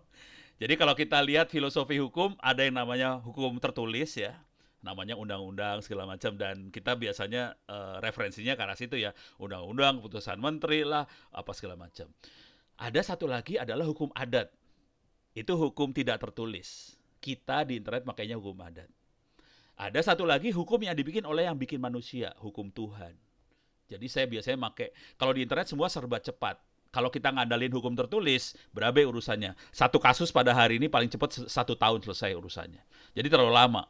Kayak orang dicuri setahun lagi baru duitnya balik. Kalau tuh duit balik, kalau jadi barang bukti doang kan berabe gue urusannya. Duitnya ada di polisi tetap. Jadi kita cenderungnya pakai hukum adat atau hukum Tuhan sekalian. Kalau lu brengsek lu masuk neraka gitu doang sih. Kalau hukum adat kira-kira gini caranya. Si ini tukang tipu, si ini tukang nyolong, nggak usah main sama dia, nggak usah berteman sama dia. Itu hukum adat namanya. Jadi saya akan bermain dengan yang hukum yang 2 tadi sih. Kira-kira itu simpel ya. Berarti kalau misalnya di dunia nyata itu kan kita mainnya kayak ada hukum tertulis dan tidak tertulis gitu. Kalau misalnya di dalam dunia digital itu kedaulatannya pakainya hukum adat ya Pak? Ya tidak tertulis lah, bahasa lu mah tidak tertulis sama. Tidak tertulis kayak. Hukum adat kan tidak tertulis. Iya. Sama. Memang yang sudah menjadi aturan para IT gitu. Ya. Kalau bahasa kerennya namanya etika atau netiquette gitu. Etika, netiquette gitu. Etika internet jadi netiquette gitulah. Pokoknya lidah diputer-puter lah biar kelihatannya kedengarannya enak gitu aja sih. Ini pertanyaan masih banyak loh. Gue stres. Saya stres ngeliat pertanyaan. Banyak banget gue. Ini belum yang di link loh Pak. Belum lagi yang pertanyaan-pertanyaan nitik loh Pak. Iya, tolong cepet aja deh. Kita punya waktu jam berapa sih? Kita punya waktu sampai jam 4 Pak. Oh 4, oke. 1 jam sebanyak mungkin kita jawab deh. Oke siap. Ini selanjutnya jika Bapak atau Ibu ada yang ingin bertanya langsung, mungkin bisa langsung menombol right hand ya. Ini ada nih dari, ada pertanyaan juga nih dari Mas Biva, ada dari Pak Paradise. Mau dibaca dulu nggak tuh? Hah? Oh iya, kita buka. Siapa tahu dari para pesertanya ada yang mau bertanya langsung gitu Pak, berinteraksi. Oh gitu ya. Oke. Iya. Ya, jadi jika ingin bertanya langsung kepada Bapak Ono, mungkin bisa langsung mengaktifkan, bisa menekan tombol right hand dan mengaktifkan kamera ya. Dan ini sembari kita nunggu ada yang ingin bertanya langsung. Oh, nanya langsung dulu Oh, ya. ada nih Pak, ternyata Pak. Ada lah. Dari RD Dava. RD Dava.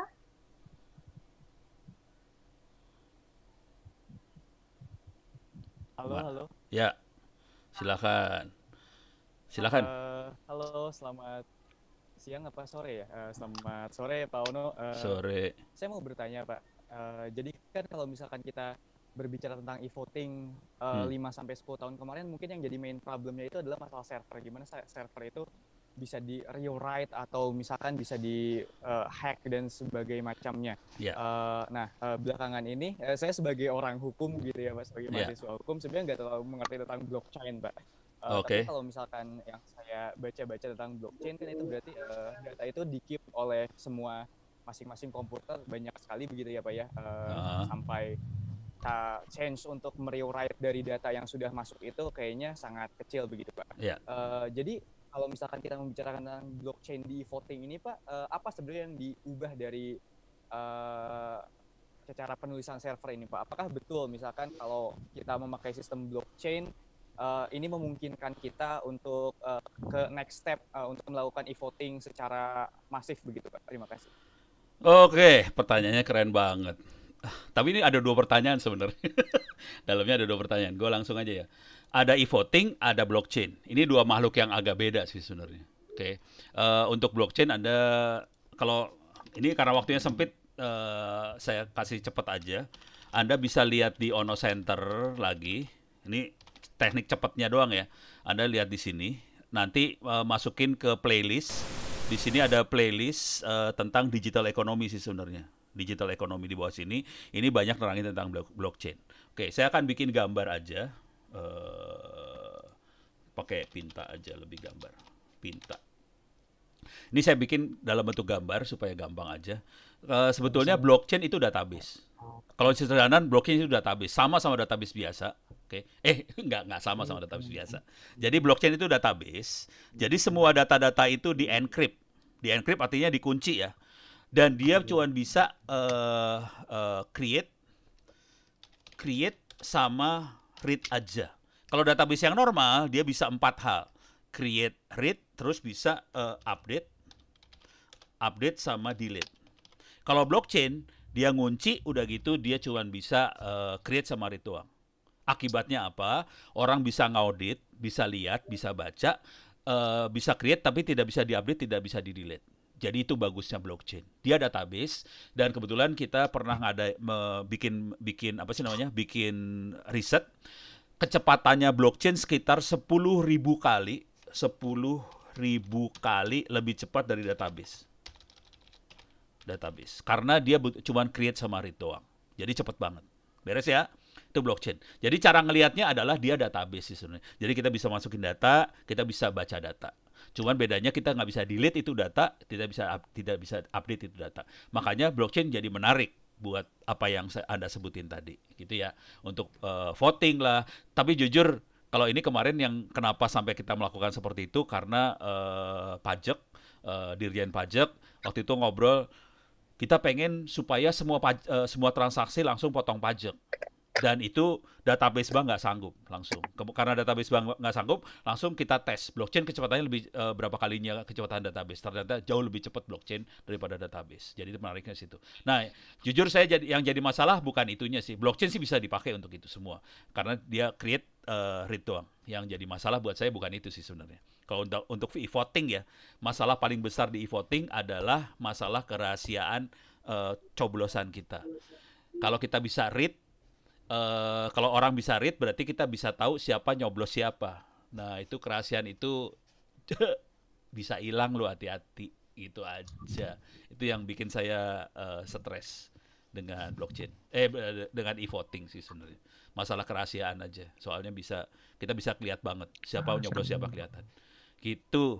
Mas, siapa tadi namanya, lupa saya. Mudah-mudahan agak menjawab ya. Mbak. Oke, terima kasih, Pak. Udah kejawab belum? Agak ya kayaknya. Udah. Nanti saya lihat-lihat YouTube Bapak aja. Sip, thank you. Tapi itu blockchain banget, e-votingnya kagak ada, itu blockchain banget. Oh ya. Ya. Nggak apa-apa. Nanti saya gabungin aja. Siap, oke. Mbak Amalia. Oke, terima kasih Mas Dava atas pertanyaannya. Ini sekarang kita mau ke kolom komentar lagi nih Pak, di kolom chat. Ini ada dari Bipa Wisnu Pradita. Pak Ono, saya ingin bertanya, apakah kebijakan membuat data center di Indonesia berpengaruh signifikan terhadap keamanan data warga negara Indonesia? Kemudian pertanyaan keduanya ini, sejauh Bapak tahu, seberapa tertinggalkah pengamanan cyber negara Indonesia, dan apakah pemerintah telah mengimprove hal tersebut setidaknya di jangka pendek? Karena ini mungkin menyambung tadi statement Bapak yang tadi, Pak. Kalau misalnya regulasinya mungkin di Indonesia itu belum mumpuni untuk menjamin cyber security. Pertanyaan kedua dulu ya. Seberapa mumpuni lah teman-teman untuk mengatasi itu semua.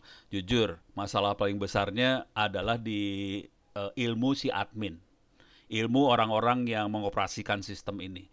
Jadi jujur, ini nggak ada urusan sama regulasi apa segala macam. Bagaimana kita minterin teman-teman ini supaya tahu teknik security yang bagus seperti apa sih, critical information infrastructure tuh seperti apa sih. Dan ini jujur nggak ada, jarang banget diajarin di kuliah. Di kuliah informatika, elektro, apa itu jarang ini semua. Akibatnya kita nggak punya cukup banyak orang yang bisa mengimplementasi sistem yang aman banget. Gitu. Jadi masalah besarnya bukan di regulasi, bukan di kebijakan pemerintah. Emang kagak ada orangnya, dosennya kagak ada. Gimana kita bisa pinter? Saya udah berusaha bikin YouTube free, asli free. Tapi ya karena Ono ngomongnya kayak geek kayak gini kan, followernya cuma 100.000, 99% cowok lagi kan. Gitu jadi masalahnya. Jadi masalah paling besar kita dosen sih sebenarnya. Gitu ya, beres ya. Pertanyaan kedua nih, dosen dulu. Kalau Anda, ini gua kasih lihat lah, gua kasih lihat gilanya gua deh. Biar, sorry, saya gua dulu. Ini saya kasih lihat. Saya juga kalau Anda pengen ngopi, ini saya kasih perpustakaan saya free juga. Tapi lu kirim harddisk ya. Karena perpustakaan saya ada 7 tera. Ini cyber security, ini bukunya. Ini perpustakaan saya langsung nih. Bukan di komputer, ini ada di server di atas. Cyber security. Oke. Nih. Udah. Ini buku cyber security nih. Blue Team Field Manual. Ini Blue Team biasanya yang buat defense ya. Blue Team buat defense. Ini bukunya banyak banget. Bukunya kayak gini tuh.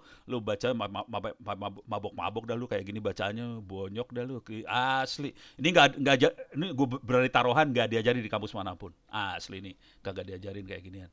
Mahasiswa ngeliat gini kan langsung bonyok semua. UFW, logging off, logging on, gitu kan, bacanya sambil UW kayak gitu kan, nyebelin banget. Dan jangan khawatir, saya ngumpulin hanya bukan cuma buku-buku, ini kan kelihatan teknik ya, database, data mining, data science, data structure, e-commerce, e-government segala macam. Saya ngumpulin, saya ada library 3. Saya masukin buku, ini ada buku law juga ada, law hukum juga ada, jangan khawatir. Tentang GDPR ada, ini tentang GDPR, tentang apa lagi, hukum banyak juga, gua kumpulin lah. Si Ono kan belajarnya macam-macam juga. Ada Dictionary of Law, Legal Usage, gua kasih lihat karena ini banyak orang hukum biar pada ngiler lah, biar pada ngeces mulutnya pada masing-masing. Ini ada cuma 900 halaman, Dictionary Modern Law, gua kagak ngerti tentang apa dah. Ya udah. Jadi bukunya ada, Anda bisa ngopi, kirimkan harddisk, cuman nyelipin duit buat ongkos kirim balik. Udah, cuman itu yang saya minta.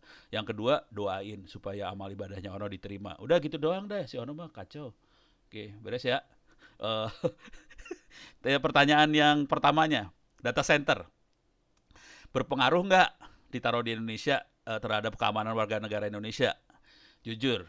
Data center kan cuma alat ya. Kalau orangnya tadi kagak ngerti teknik ngamanin, ya jebol juga sih samanya. Lu taruh di Indonesia, taruh di luar. Mendingan taruh di luar kalau saya sih sebenarnya.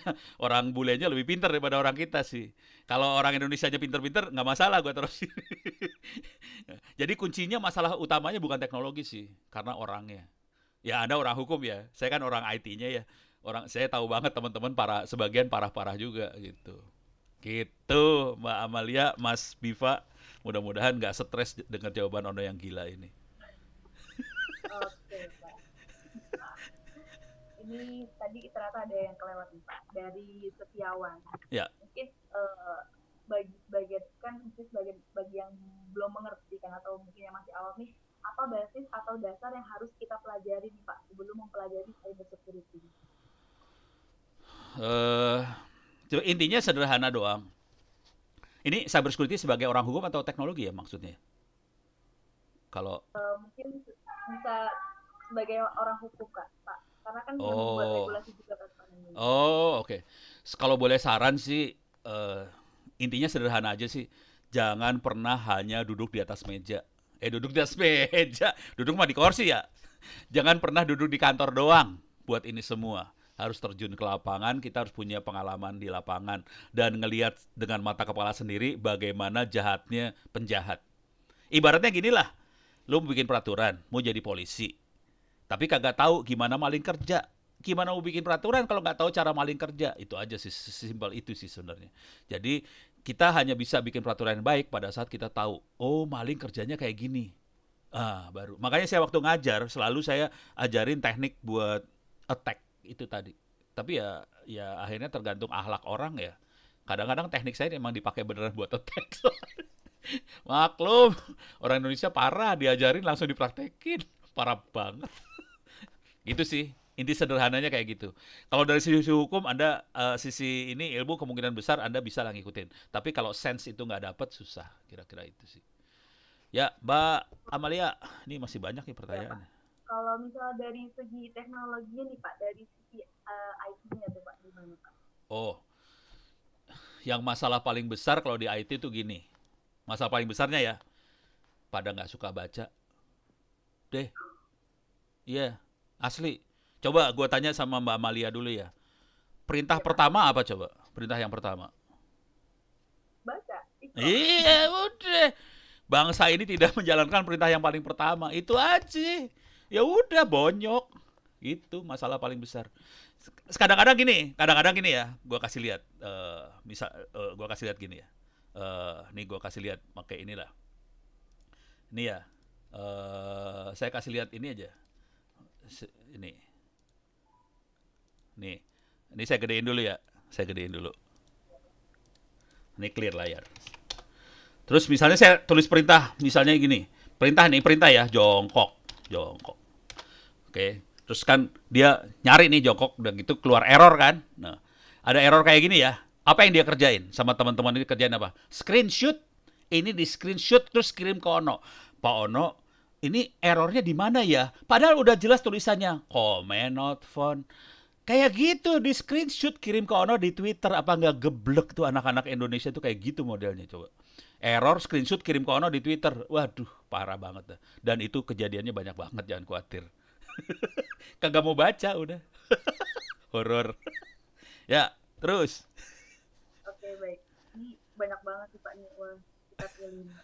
Mungkin Bapak mau menjawab yang pertanyaan ini karena di kolom komentar juga udah banyak nih, Pak. Iya banyak. Bagian lu kan lu yang jadi moderator. Kapan lagi gue bikin Amalia pusing.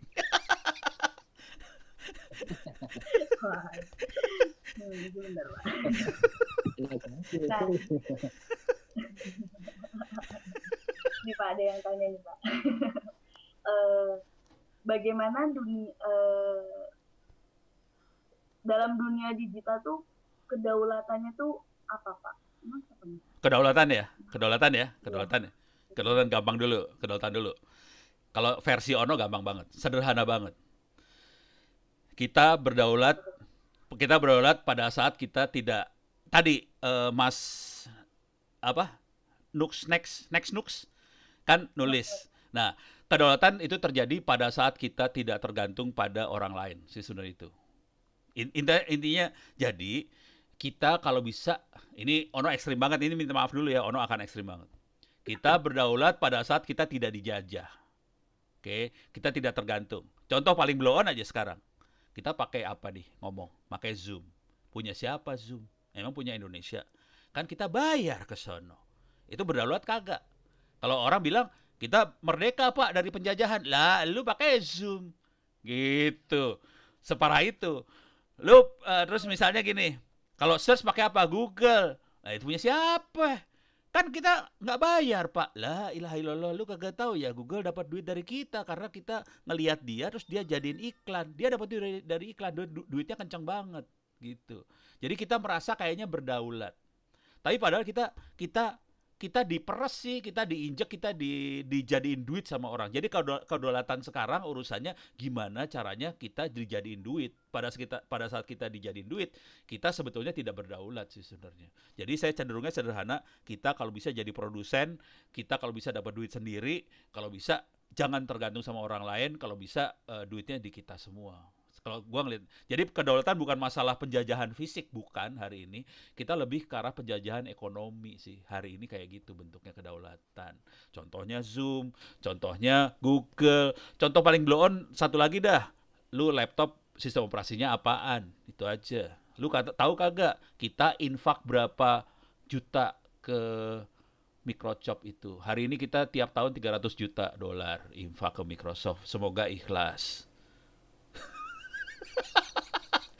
Makin kesini, makin sore, makin sakit hati dengerin ono ngomong. Ya, terus. Come on. Oke, lanjut ya, Pak. Ini semakin bergelora nih, Pak, yang nanya nih, Pak. Ya, terus. Menurut pada saat ini kan pencurian data ini udah banyak yang udah lintas negara nih, Pak. Menurut Bapak ini gimana sih, Pak, pencegahannya atas pencurian data yang sudah lintas negara? Oh, mungkin yang contoh yang paling enak tuh GDPR. GDPR tuh tadi ada di atas tuh. Mana tadi? Gue sempat baca coba. Tapi kira-kira gitu deh. Ntar gue share aja dulu lah. Paling gampang dia contohnya GDPR Eropa. Bahasa Inggrisnya Europe gitu ya. Silakan Anda baca ini, General Data Protection Regulation dari Europe. Ini akibatnya Google, Facebook harus bayar mahal ke Eropa loh. Bener. Jadi ini udah lintas negara banget dan mereka berhasil bikin Google, Yahoo tekuk lutut. Ini masalah data privacy law across Europe. Jadi Anda bisa, teman-teman hukum bisa nyontek ke sini, melihat ini sebagai referensi, bagaimana cara memproteksi privacy bangsa Indonesia itu. Di sini privacy bukan sekedar data KTP doang, privacy termasuk tadi ya, YouTube tidak mengeksploitasi lokasi kita, YouTube tidak mengeksploitasi apa segala macam. Kecuali kalau kita pencet yes, ya udah, YouTube boleh punya hak. Kalau kita tidak mencet yes, tapi dia mengeksploitasi, nah kena nih urusannya ke sini gitu. Ini contoh yang paling keren sih, asli gitu. Terus ya, cuman saya bukan orang hukum loh, saya kasih tahu dulu ya. Mbak Amalia, layarnya kenapa hitam punya lu? Oh, ya udah keluar lagi. Sok, silakan. Iya, Pak. Oke, selanjutnya ya, Pak. Masih ada waktu 30 menit lebih, 40 menit biar pusing kepala lu semua. Iya, Pak.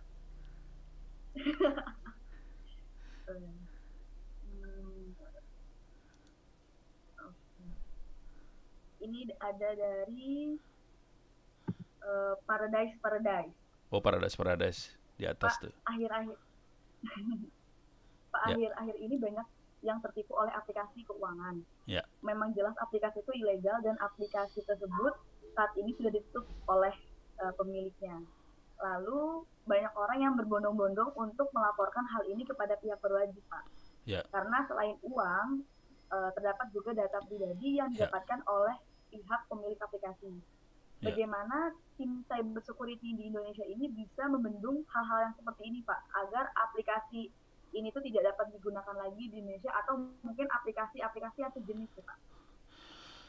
Sebetulnya teman-teman Kominfo sudah bikin peraturan ya, ada aturannya sih sebenarnya. Jadi kalau lupa nomor gue kagak apa loh urusan hukumnya, tapi ada peraturannya bahwa semua aplikasi apapun yang ngasih layanan ke masyarakat harusnya minta izin ke Kominfo, harusnya nggak dipraktekin. Udah gitu penegakannya juga kagak ada. Jadi masalah besarnya di situ sih sebenarnya. ada aturannya, tidak di-enforce, tidak dilakukan, terus penegakan hukumnya kagak ada. Akibatnya kalau udah kejadian baru pusing kepala. Yang jadi masalah buat kita semua adalah kita mau cari barang bukti dan ini orang-orangnya kan di cyber ya. Orangnya bisa lari kemana aja, orangnya bisa dari mana aja. Kadang-kadang orangnya dari Vietnam loh ini. Hati-hati. Jadi kayak gitu sih. Kominfonya sih. Tapi ya kita nggak bisa nyalain Kominfo banget sih. Karena gue tahu orang di dalamnya cuma ada segelintir manusia yang bisa parah. Jadi kalau penyidik di Kominfo tuh orangnya hitungan jari orangnya. Jadi gue tahu mereka kesulitan juga sih sebenarnya. Jadi kalau bisa dibantu sih. Bisa nggak dibantu sama legal access? Mas Baik, Pak. Mas Amalia nggak bisa Mbak Amalia nggak bisa ngomong dia. Ya, jadi masalahnya di situ sih undang Kominfo. Oke, Pak. Selanjutnya nih, Pak. Dari Miftahudin Baihaqi. Pak, mengenai RUU PDP, yaitu perlindungan data pribadi yang akan digodok oleh legislatif, Bapak melihat ini seperti apa nih, Pak? Apakah sudah aman dalam konteks cyber security-nya atau belum nih, Pak? Jawaban singkat belum. Kenapa? Karena perlindungan data pribadi, definisi data pribadi yang digodok di RUU ini lebih ke subset dari KTP. Jadi kan di KTP kan kita masukin nama, alamat, tanda tangan, foto segala macam ya. Itu subsetnya aja, cuman gue lupa. Apa aja lupa, tapi subset dari KTP. Sementara kalau di internet, urusannya kan postingan kita, klikan kita, kayak tadi kita kita transaksi duit di Union tadi, udah bubar semua itu urusannya. Jadi kalau mau jawab singkat, nggak ngamanin cyber security sih sebenarnya. Kalau mau jujur sih, ya mudah-mudahan teman-teman yang masih muda ini bisa membantu legislatif lah supaya lebih baik. Karena anda semua yang akan hidup di internet kan. Pada saat itu saya udah mati sih waktu itu. Jadi lo tugas Anda lah. Ini kayak orang tua lagi ngomong kan kurang ajar banget. Gitu. Mbak Amelia, ayo Kemon. Iya Pak, oke Pak. Ini mungkin saya akan waktu juga nih Pak buat para peserta mungkin Pak.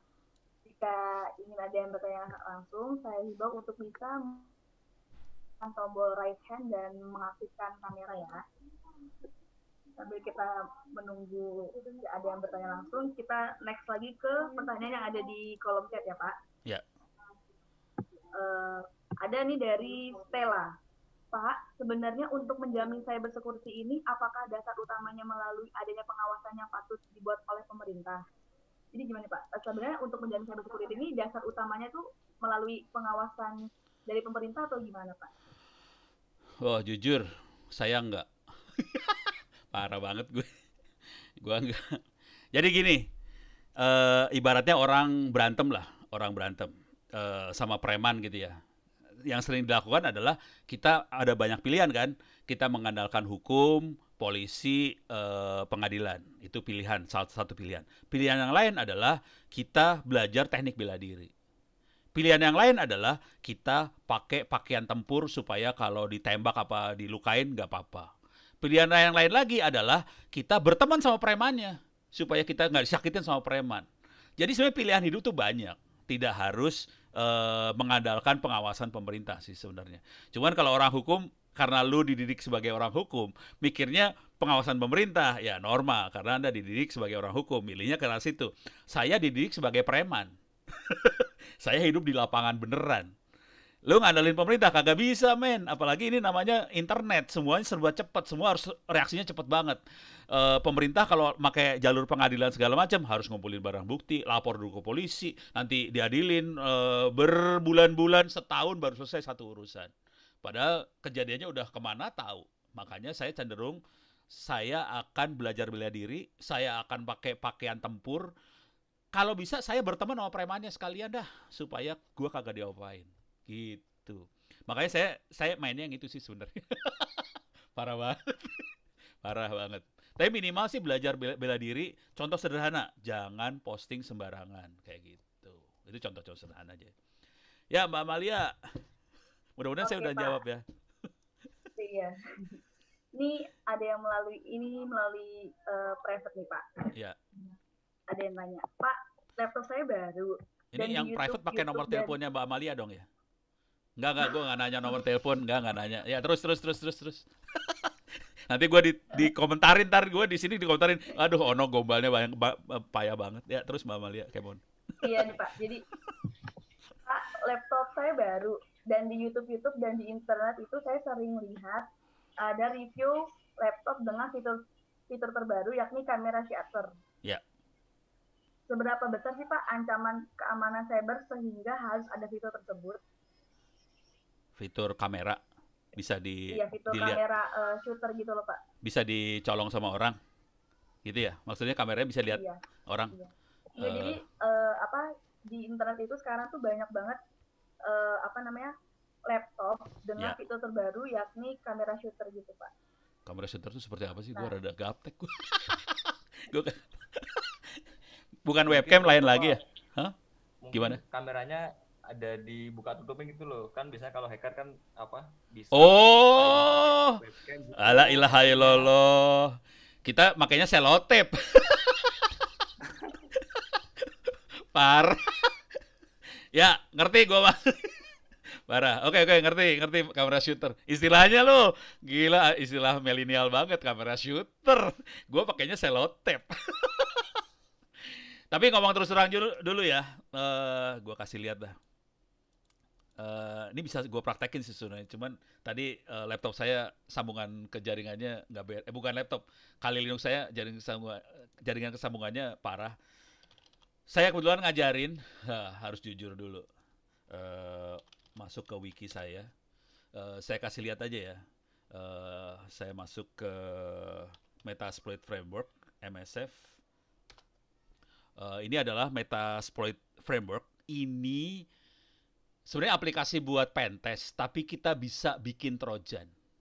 Jadi bisa bikin virus lah, dalam bahasa sederhananya virus. Tapi bisa bikin trojan, dan ini gue bisa demoin, tapi gue harus ngeset jaringannya yang beres dulu ya. Nah ini cara bikin trojannya diterangin di sini. Ini cara bikin trojannya.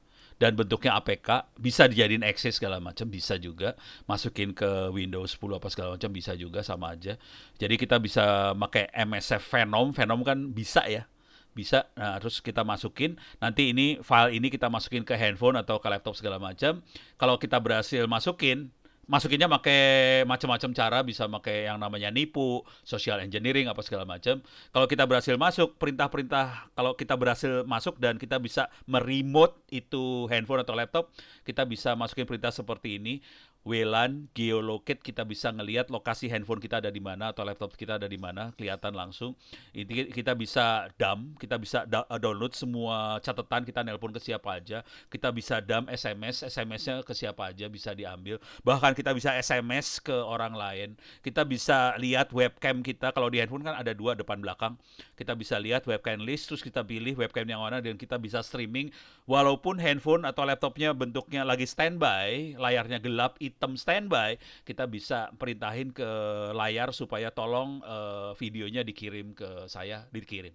Suara yang ada di situ kirim ke saya, kirim. Jadi orang lagi ngobrol dekat handphone itu kesadap apa yang diobrolin gitu kira-kira. Dan itu bisa kita lakukan gitu. Dan ini saya ngajar ini saya ajarin sih, bagian dari kuliah. Gitu. Semoga tidak pada stres denger yang ini. Ini kalau mau didemoin bener gue harus minta waktu, tapi udahlah waktu mau habis ntar, jangan. Kalau mau lihat di video saya ada, saya demoin beneran. Di video saya di YouTube ada, saya demoin beneran. Gitu. Ya, Mbak Amalia. Oke Pak, kita mungkin lanjut ke pertanyaan yang ada di link nih Pak. Ya. Mungkin ini untuk yang masih untuk orang awam juga nih Pak. Ya. Pada saat ini tuh apa saja sih Pak perbuatan sehari-hari kita yang ternyata tuh hal tersebut itu merupakan cybercrime gitu, sehingga kita tuh bisa kena pelanggaran terhadap cyber law. Paling sederhana mah gini ya, paling sederhana aja ya, paling sederhana. Lo minta, misalnya kita daftar apa gitu, kita butuh SIM dong, tolong di screenshot, di foto tuh screen SIM atau KTP kirim. Oke. Kita biasa aja kayak gitu ya. Tapi tiba-tiba kita kita lupa. Terus handphonenya keambil atau gimana segala macam, data-data kita bisa disebarin. Jadi data-data pribadi, KTP, segala macam itu yang kita foto, maksudnya buat daftar apa segala macam, nyebar. Oke. Yang paling parah itu gini, yang paling parah. Ini ya udah, saya bentuk cerita aja lah, bentuknya cerita. Ini yang parahnya ya. Teman saya waktu itu gini, teman saya ahli forensik sih, dia ahli forensik. Dia latihannya gini, kan dia dosen juga, dosen S2. Latihannya dia beli micro SD atau SD card bekas handphone dari toko-toko handphone yang reparasi itu. Dia beli 100 biji atau berapa dia beli. Terus dia kasih ke mahasiswanya. Mahasiswa, lu latihan forensik. Itu SD card itu dari handphone orang tuh, bekas dari ini. Tolong di forensik. Di forensik keluar gambarnya semua. Mending kalau gambarnya rada beres ya. Sebagian gambar kagak beres itu isinya. Ya udah, seru banget tuh urusannya. Jadi kalau udah mulai masuk ke wilayah-wilayah seperti itu, artinya apa? Waktu kita bikin foto apa segala macam, kadang-kadang kita seenaknya aja buat kepentingan pribadi. Padahal foto itu ada di SD card dan walaupun kita delete, kalau belum ketimpa, foto itu masih ada. Yang di delete itu cuman metadata doang. Artinya orang bisa tetap ngelihat sih akhirnya. Kalau kita ahli forensik bisa keluar semua urusannya gitu. Buat kita kayaknya bukan cybercrime, tapi kalau sampai kebuka kayak gitu terus udah gitu disebarin kan kacau tuh ceritanya. Begitu. Mbak Amalia. Oke, Pak. Kita... Ini gue ngomong depan orang hukum kayaknya pada stres nih orang hukum habis ini. Ternyata sih banyak ya, Pak. Maksudnya yang memang kegiatan sehari-hari kita yang emang kita nggak sadari gitu, yang itu udah termasuk ke dalam cybercrime gitu ya, Pak. Yang paling geblek mah gini lah. Kita posting di YouTube posting di media sosial ya. Ngomentarin pemerintah Jokowi apa segala macam, dan komentarin kata-katanya bisa jelek banget ya, kayak menjatuhkan gitu ya. Lo kalau diproses bisa diproses tuh kayak gituan pakai undang-undang ITE itu. Dan jangan khawatir, korbannya udah banyak yang kena proses. Kebetulan kan saya dekat sama orang-orang kayak gituan juga yang ngejarnya ya. Kan saya ngajarin mereka juga, kan saya dosennya mereka juga. Mereka ngejar. Pas ditangkep nangis-nangis, dia nggak nyangka bahwa apa yang dia posting sampai dia ditangkep tuh nggak nyangka. Dia pikir itu biasa aja, ngejelekin presiden tuh biasa aja gitu, bikin meme biasa aja gitu. Pas ditangkep baru nangis lu, bener nangis lu, gitu. Bener.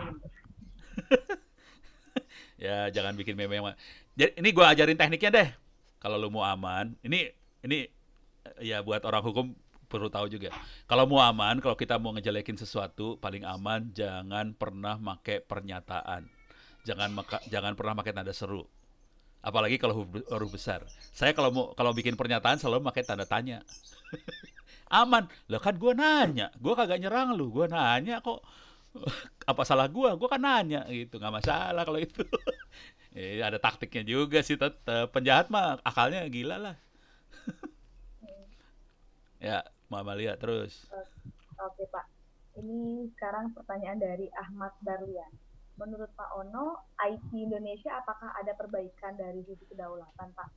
Nah, apakah sudah ada juga roadmap yang pernah disampaikan oleh Pak Ono terkait kedaulatan teknologi? Oh, oke. Roadmap-nya dulu ya.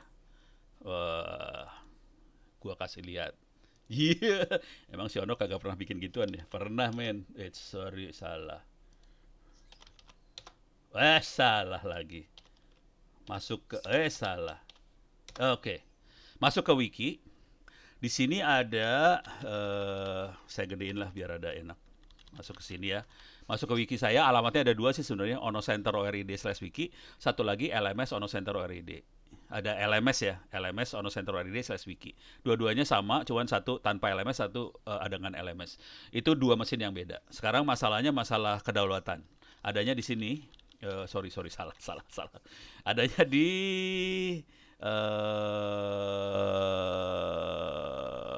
Gue taruh mana ya, sampai lupa gue.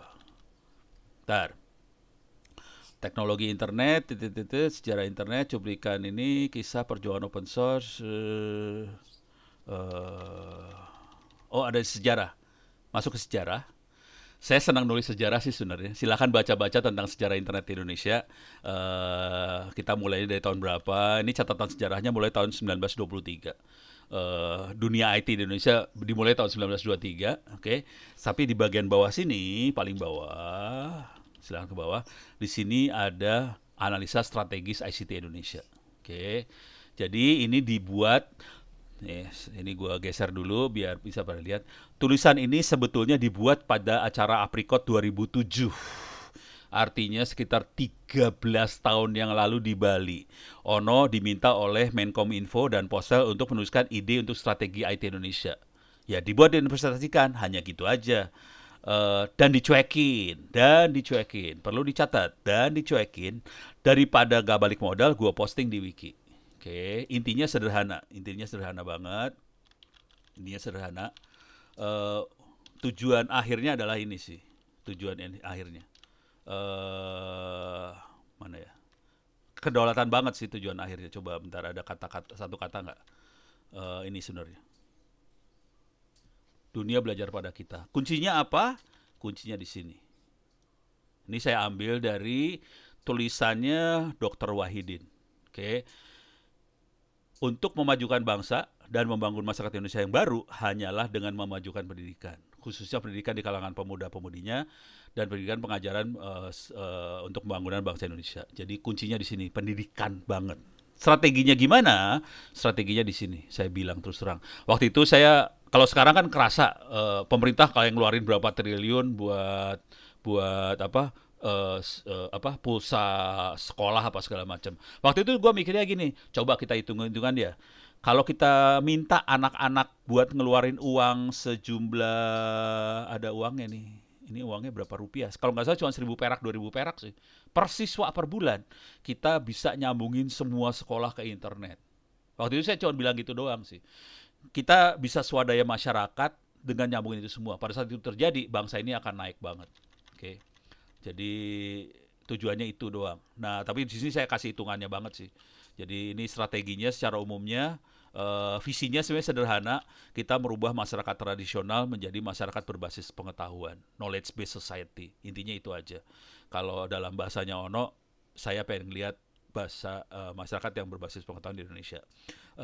Di sini ada ininya sih sebenarnya, hitung-hitungannya semua. Ini dari sisi infrastruktur.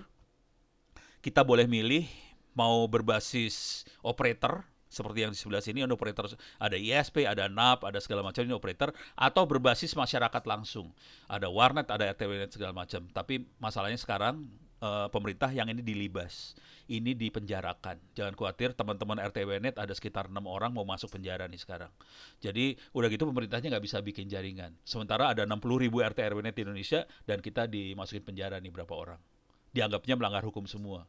Ini buat teman-teman hukum segala macam, kita punya masalah sih sebenarnya. Pemerintah pengennya aturannya semua harus lewat operator. Padahal kalau kita lihat dari teknologinya, sekarang semua orang bisa bikin sendiri infrastruktur. Tapi yang bikin sendiri masuk penjara dan ada korbannya nih sekarang ini. Ini hitung-hitungannya. Ini ada hitungannya sih sebenarnya. Terus kekuatannya ada statistiknya semua, saya kasih lihat semua di sini, statistiknya semuanya ada. Kenapa saya sampai kayak gitu banget? Concern saya di sini sih, bentar. Bukan yang ini berarti. Ada di satu lagi, di statistik pendidikannya yang lebih serem. Ada nggak pendidikannya? Oh ini dia, ini yang paling serem. Kenapa saya concern banget soal, bisa dikecilin dikit nggak? Ini dia.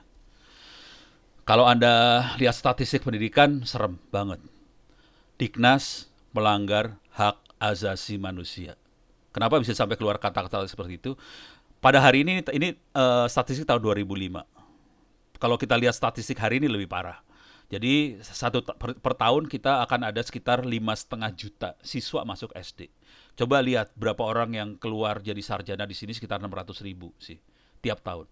Bayangkan hampir 6 juta input, outputnya cuma 600.000, 10% yang bisa dijamin jadi sarjana oleh sistem pendidikan Republik Indonesia. 90%-nya lagi dijamin tidak akan pernah jadi sarjana dan akan jadi beban bangsa Indonesia yang lain.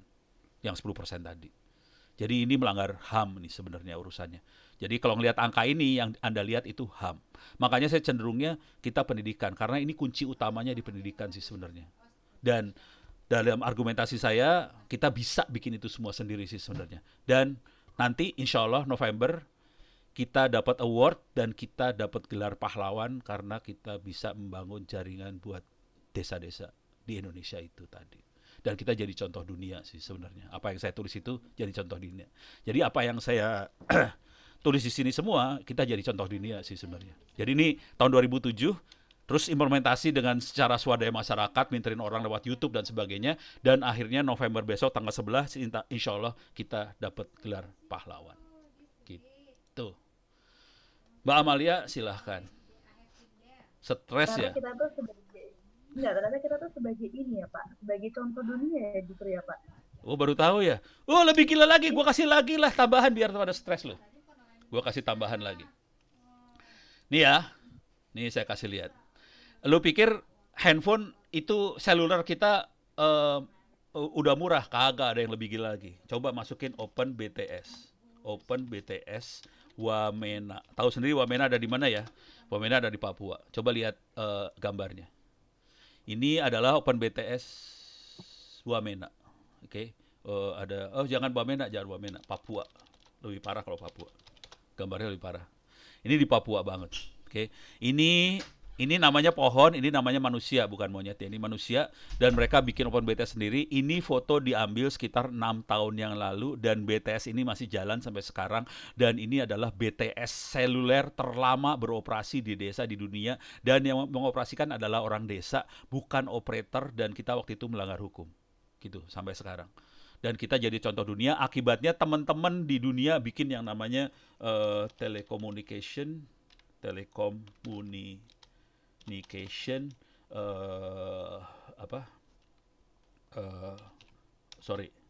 project TIP, Telecommunication Infrastructure Project. Oke, gini ya. Coba kita lihat image-nya. Ini yang all.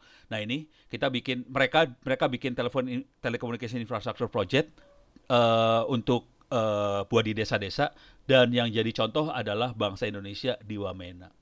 Gitu. Keren kan? Indonesia loh. Bangsa ini keren sih. Dan bangsa ini jadi contoh dunia, dan kita pahlawan internet. Kalau ya gue kasih tau lah pahlawannya di mana dah. Gue kasih lihat lagi biar pada stres lagi dah. Jadi kalau Anda ntar iseng cari yang namanya John Postel Service Award. Ini yang kalau ini John Postel adalah ini orangnya. Service Award ini. Gue harus kasih lihat John Postelnya dulu ya. John Postel itu siapa buat Anda biar pada tahu loh. John Postel. Jadi kalau Anda kenal yang namanya, ini John Postel orangnya. Kalau Anda kenal yang namanya .id, .com segala macam, siapa yang pegang? John Postel. Kalau di internet ada yang namanya IP address, siapa yang pegang? John Postel. Kalau tahu web portnya 80, mail portnya 25 segala macam, yang pegang siapa? John Postel. Jadi John Postel adalah yang pegang internet. Dan dia sampai meninggalnya dia yang pegang internet sebetulnya. Jadi dia yang jadi, kita bilangnya kalau kita baca wikinya aja ya, kita baca di Wikipedia. Oke, saya gedein hurufnya. Ke bawahin, ini John Postel udah meninggal sih, orangnya udah meninggal. Tapi he was known as God of the Internet. Oke, karena dia yang pegang semuanya. Bikin domain yang paling tinggi berkuasa dia. Yang IP address dia. Yang nomor port dia. Semuanya dia. Tapi dia orangnya amanah banget gitu ya. Akhirnya teman-teman bikin ini. John Postel Service Award. Yang bikin adalah Internet Society. Oke, bisa kita klik sih. Kalau mau bisa diklik, ntar bisa dilihat. Dan ini diberikan pada pahlawan internet. Gitu. Insya Allah November Indonesia yang dapat. Gitu ceritanya. Cukup segitu dulu lah. Biar stres lu pada. Banyak nih Pak. Katanya kata Agam Ananta Masa Esa, mantap Pak Ono. Bu Lilis sama Emalia, mantap Pak Ono. Ibu Stella, mantap Pak. Oh, ini ada yang pengen kirim harddisk. Pak, kalau mau kirim harddisk kemana? Oke, saya share screen dulu ya, share screen lagi karena susah. Silakan lihat di sini Ono Center Wiki, Ono Center ORID, onocenter.or.id/wiki atau LMS onocenter.or.id/wiki. Terus masukin kata kuncinya ebook. Terus turunin ke bawah. Di sini ada Ono Center ebook, tinggal diklik. Oke. Nanti ini Anda bisa baca cara ngirimnya berapa. Oke. Kan banyak yang suka nanya ke saya bayar berapa. Nih bayar pakai ini aja dah. Selipin duitnya 20.000 lah buat ongkir di Jakarta ke Bandung atau kemana. Ya sesuaiin ongkir lah supaya gua nggak bayarin lo. Kalau nggak tuh harddisk nggak balik soalnya. Bohong ya, Ini alamatnya gua kasih juga ya. Cuman ini suka di abuse nih, nomor teleponnya parah. Gitu. Siap ya, harddisk beres. Ya Amalia silakan. Ini pun banyak ya Pak. Ini ada yang mau bertanya langsung Pak dari Pak Nuksnet. Oh, tadi dia. Ya udah lagi dah. Mau tanya lagi nih katanya Pak. Oke. Panas. Kita belum nanya dulu aja ya Pak.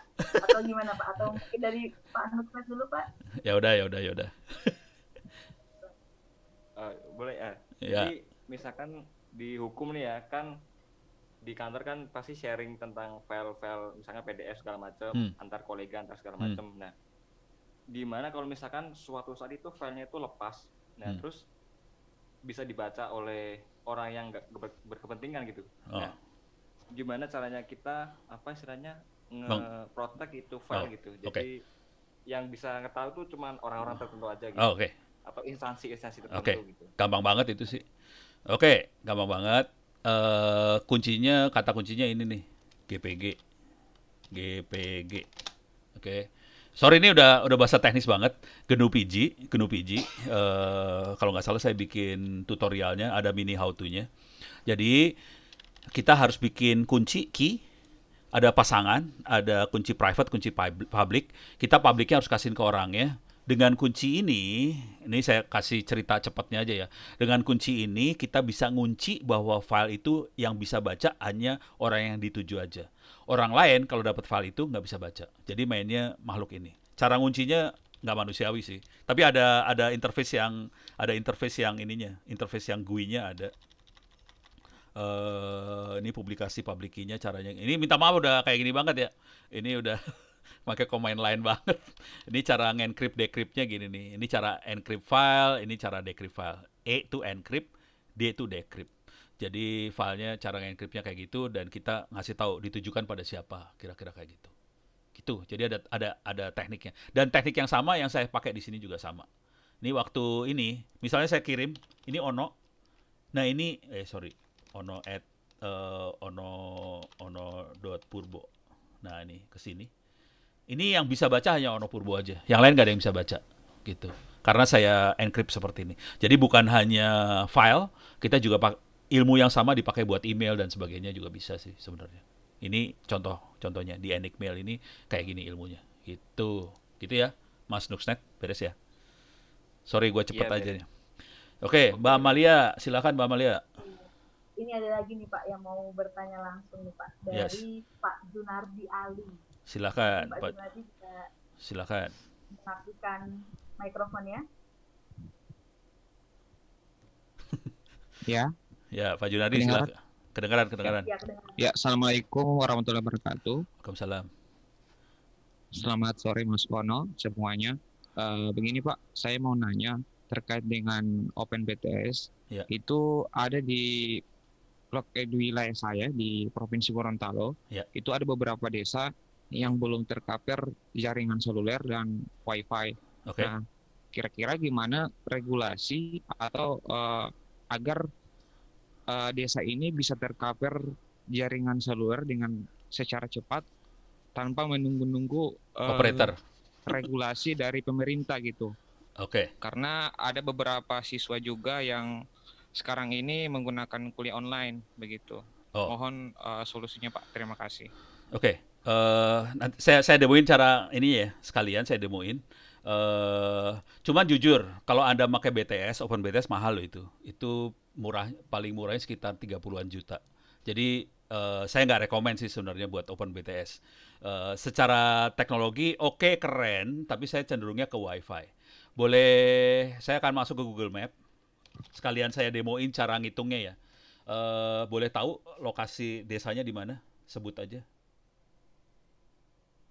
Mas ini. Di Kabupaten Bualemo di Paguyaman Pantai, Desa Limbatihu. Limbato. Kabupaten Bualemo. Oh, Kabupaten Bualemo. Bualemo. Terus desanya Kecamatan Paguyaman Pantai. Desa Paguyaman Pantai. Desa Limbatihu. Oke. Ya. Salah ngetik tuh tadi. Tapi kira-kira dapat ini tempatnya kira-kira. Coba saya ngelihat dari foto ininya, satelitnya. Kemungkinan desanya daerah sini kayaknya ya. Ini kayaknya ada jalan sih itu soalnya. Desanya desa pantai gitu. Oh, apa di sini desanya? Ini kayaknya ada jalan-jalan sini ya. Nih ya.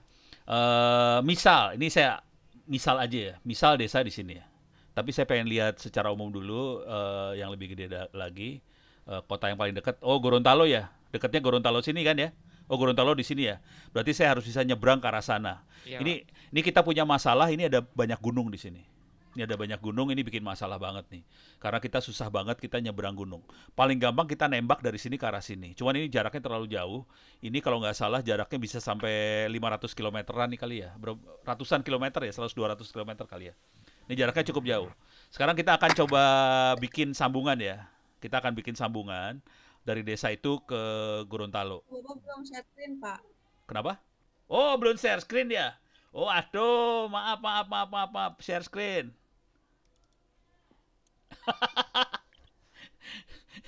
Jadi ini tadi saya masukin keywordnya Kabupaten Bualemo, Kecamatan ini langsung dapat desanya di sini kira-kira. Oke. Ini kira-kira desanya sini, kemungkinan besar desanya adalah desa nelayan di pantai kayak gini kemungkinan ya. Nah, kalau saya zoom out, kelihatan ini nggak jauh dari Gorontalo. Ini Gorontalonya ada di sebelah sini. Jadi saya akan coba bikin sambungan dari desa ini ke Gorontalo. Kira-kira kayak gitu ya. Oke. Kalau jarak segini, saya cenderungnya pakai satelit kalau mau gampang pakai satelit. Cuman kalau mau gombal, pakai radio, kita akan coba pakai radio ya. Bisa nggaknya pakai radio ya? Tapi ini susah nih kategorinya. Buat pakai radio sebenarnya jauh banget ini kategorinya. Kalau ada kota yang nggak terlalu jauh dan sinyalnya bagus, misalnya di jalan-jalan sini ada sinyalnya bagus, lebih gampang kita nembak ke yang ada sinyal bagus di sebelah sini.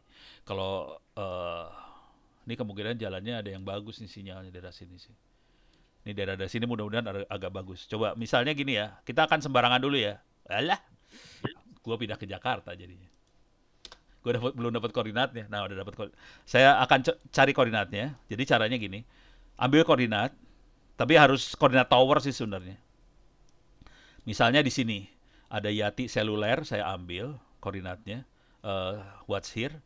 Saya akan dapat koordinat. Ini dapat koordinat di sini. Ini koordinatnya. Yati seluler itu. Saya ambil koordinatnya. Saya akan masuk ke software lain namanya linkui.com. Oke. Linkui.com. Saya paste di sini. Nih. Saya dapat ini. Saya akan ada dua pilihan. Mau tambahin sambungan point to point, point to multi point. Karena saya akan bikin sambungan jarak jauh, saya akan bikin sambungan point to point. Oke, ini langsung dia bikin sambungan point to point. Nah, ini saya towernya saya naikin. Misalnya saya pakai tower agak mahal ini. Biar gampang saya pakai tower 50 meter misalnya. Di sini juga saya pakai tower 50 meter. 50 meter. Oke. Saya kelihatan di sini punya masalah karena ada gunung. Supaya gampang kalau saya ini saya bikin gampang dulu ya. Saya akan sambungin dulu ke gunung sebelah sini. Ini gunung nih kayaknya. Oke. Ini gunung, kelihatan ini gunung. Oke. Dan saya akan nembak nanti ke arah Gorontalo, tapi susah nih. Ini berat banget nih. Medan Gorontalo paling susah ya. Saya udah berapa kali nyoba soalnya. Medan Gorontalo susah banget. Saya akan bikin point to point lagi. Oke, ini ke sini. Dan saya akan coba berapa jauh dia bisa nembak. Sorry, salah. Zoom out, mana zoom out? Ini dia zoom out. Oke. Bisa nggak nembak ke sini? Oh, kena gunung di sebelah sininya. Ini ada gunung di sini nih, bikin gara-gara. Oke, berarti saya harus zoom in dulu. Ada gunung soalnya. Nah, ini gunung ini bikin masalah nih. Ini gunung ini bikin masalah. Bisa nggak saya geser ke sini? Oke. Ini masih kena gunung ini. Saya akan geser lagi yang ini. Ini agak geser ke sini. Oke, tapi masih merah, harus geser ke sebelah. Sorry, saya harus zoom in lagi. Kira-kira prosesnya kayak gini lah, buat bikin sambungan ya. Jadi nggak segampang itu buat bikin sambungan, dan ini kelihatan jaraknya hampir 100 km. Oke, ini hijau warnanya, udah mulai nyambung. Kalau saya terlalu geser ke sebelah ke arah Gorontalo, kalau saya geser ke sebelah sini, saya bakal kena. Dari sini saya akan tembak ke sini ntar, dan di sini bisa masuk ke Gorontalo. Jadi saya akan bisa bikin tambahan tembakan lagi dari sini ke arah. Saya udah medannya Gorontalo, saya udah tahu soalnya. Jadi ini tembakin ke sini. Oke, banyak gunung. Saya harus tembak ke arah sini. Oke, saya akan zoom in dulu supaya kita bisa lihat masalahnya di sebelah mana. Gunung mana yang bikin gara-gara. Oke. Saya akan coba taruh di sini. Kalangan gunung nggak? Waduh, ada gunung lagi di sini. Coba kalau saya taruh di sini. Oke, masih ada gunung-gunung sini. Ini udah nggak masalah. Sininya yang masalah.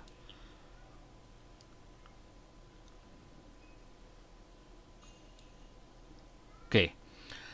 Kalau ini saya pindahin ke sini gimana? Ini kuning. Nggak hijau banget, kuning. Ini kuning, di sini hijau. Jadi kalau kita lihat sambungannya kira-kira kayak gini.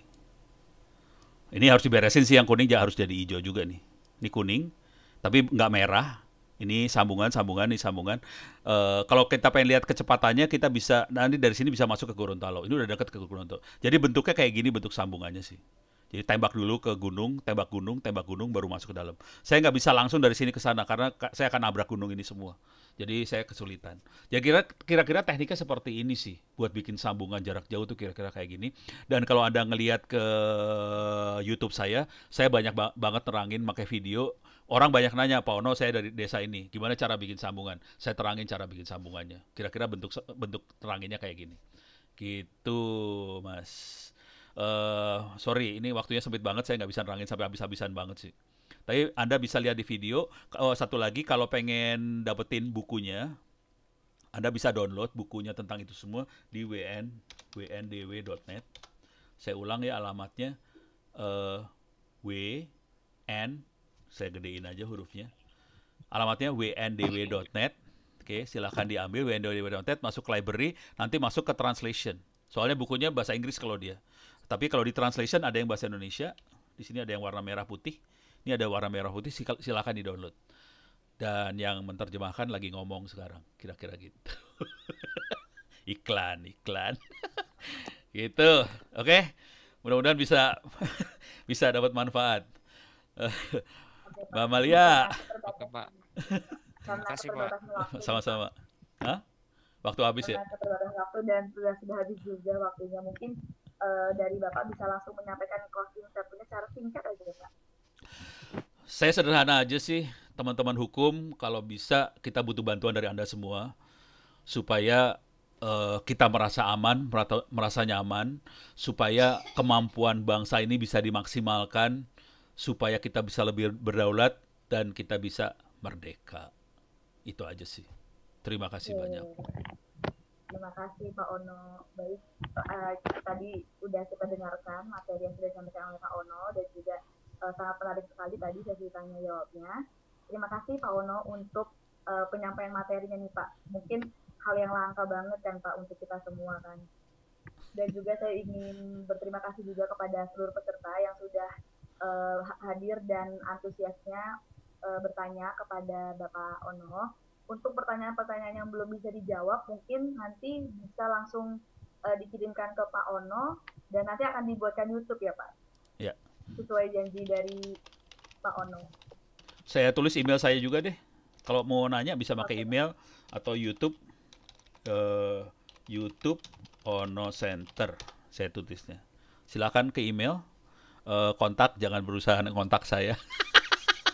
Email ada yang ono@indo.net.id, YouTube-nya Ono Center, bisa diposting di situ juga. Gitu. Terima kasih banyak. Oke, baik, terima kasih. Terima kasih untuk Pak Ono dan seluruh peserta. Saya Amalia Hana. Pada sore hari ini sebagai moderator, pamit undur diri. Wassalamualaikum warahmatullahi wabarakatuh. Waalaikumsalam. Terima kasih sama-sama. Terima kasih semuanya. Assalamualaikum.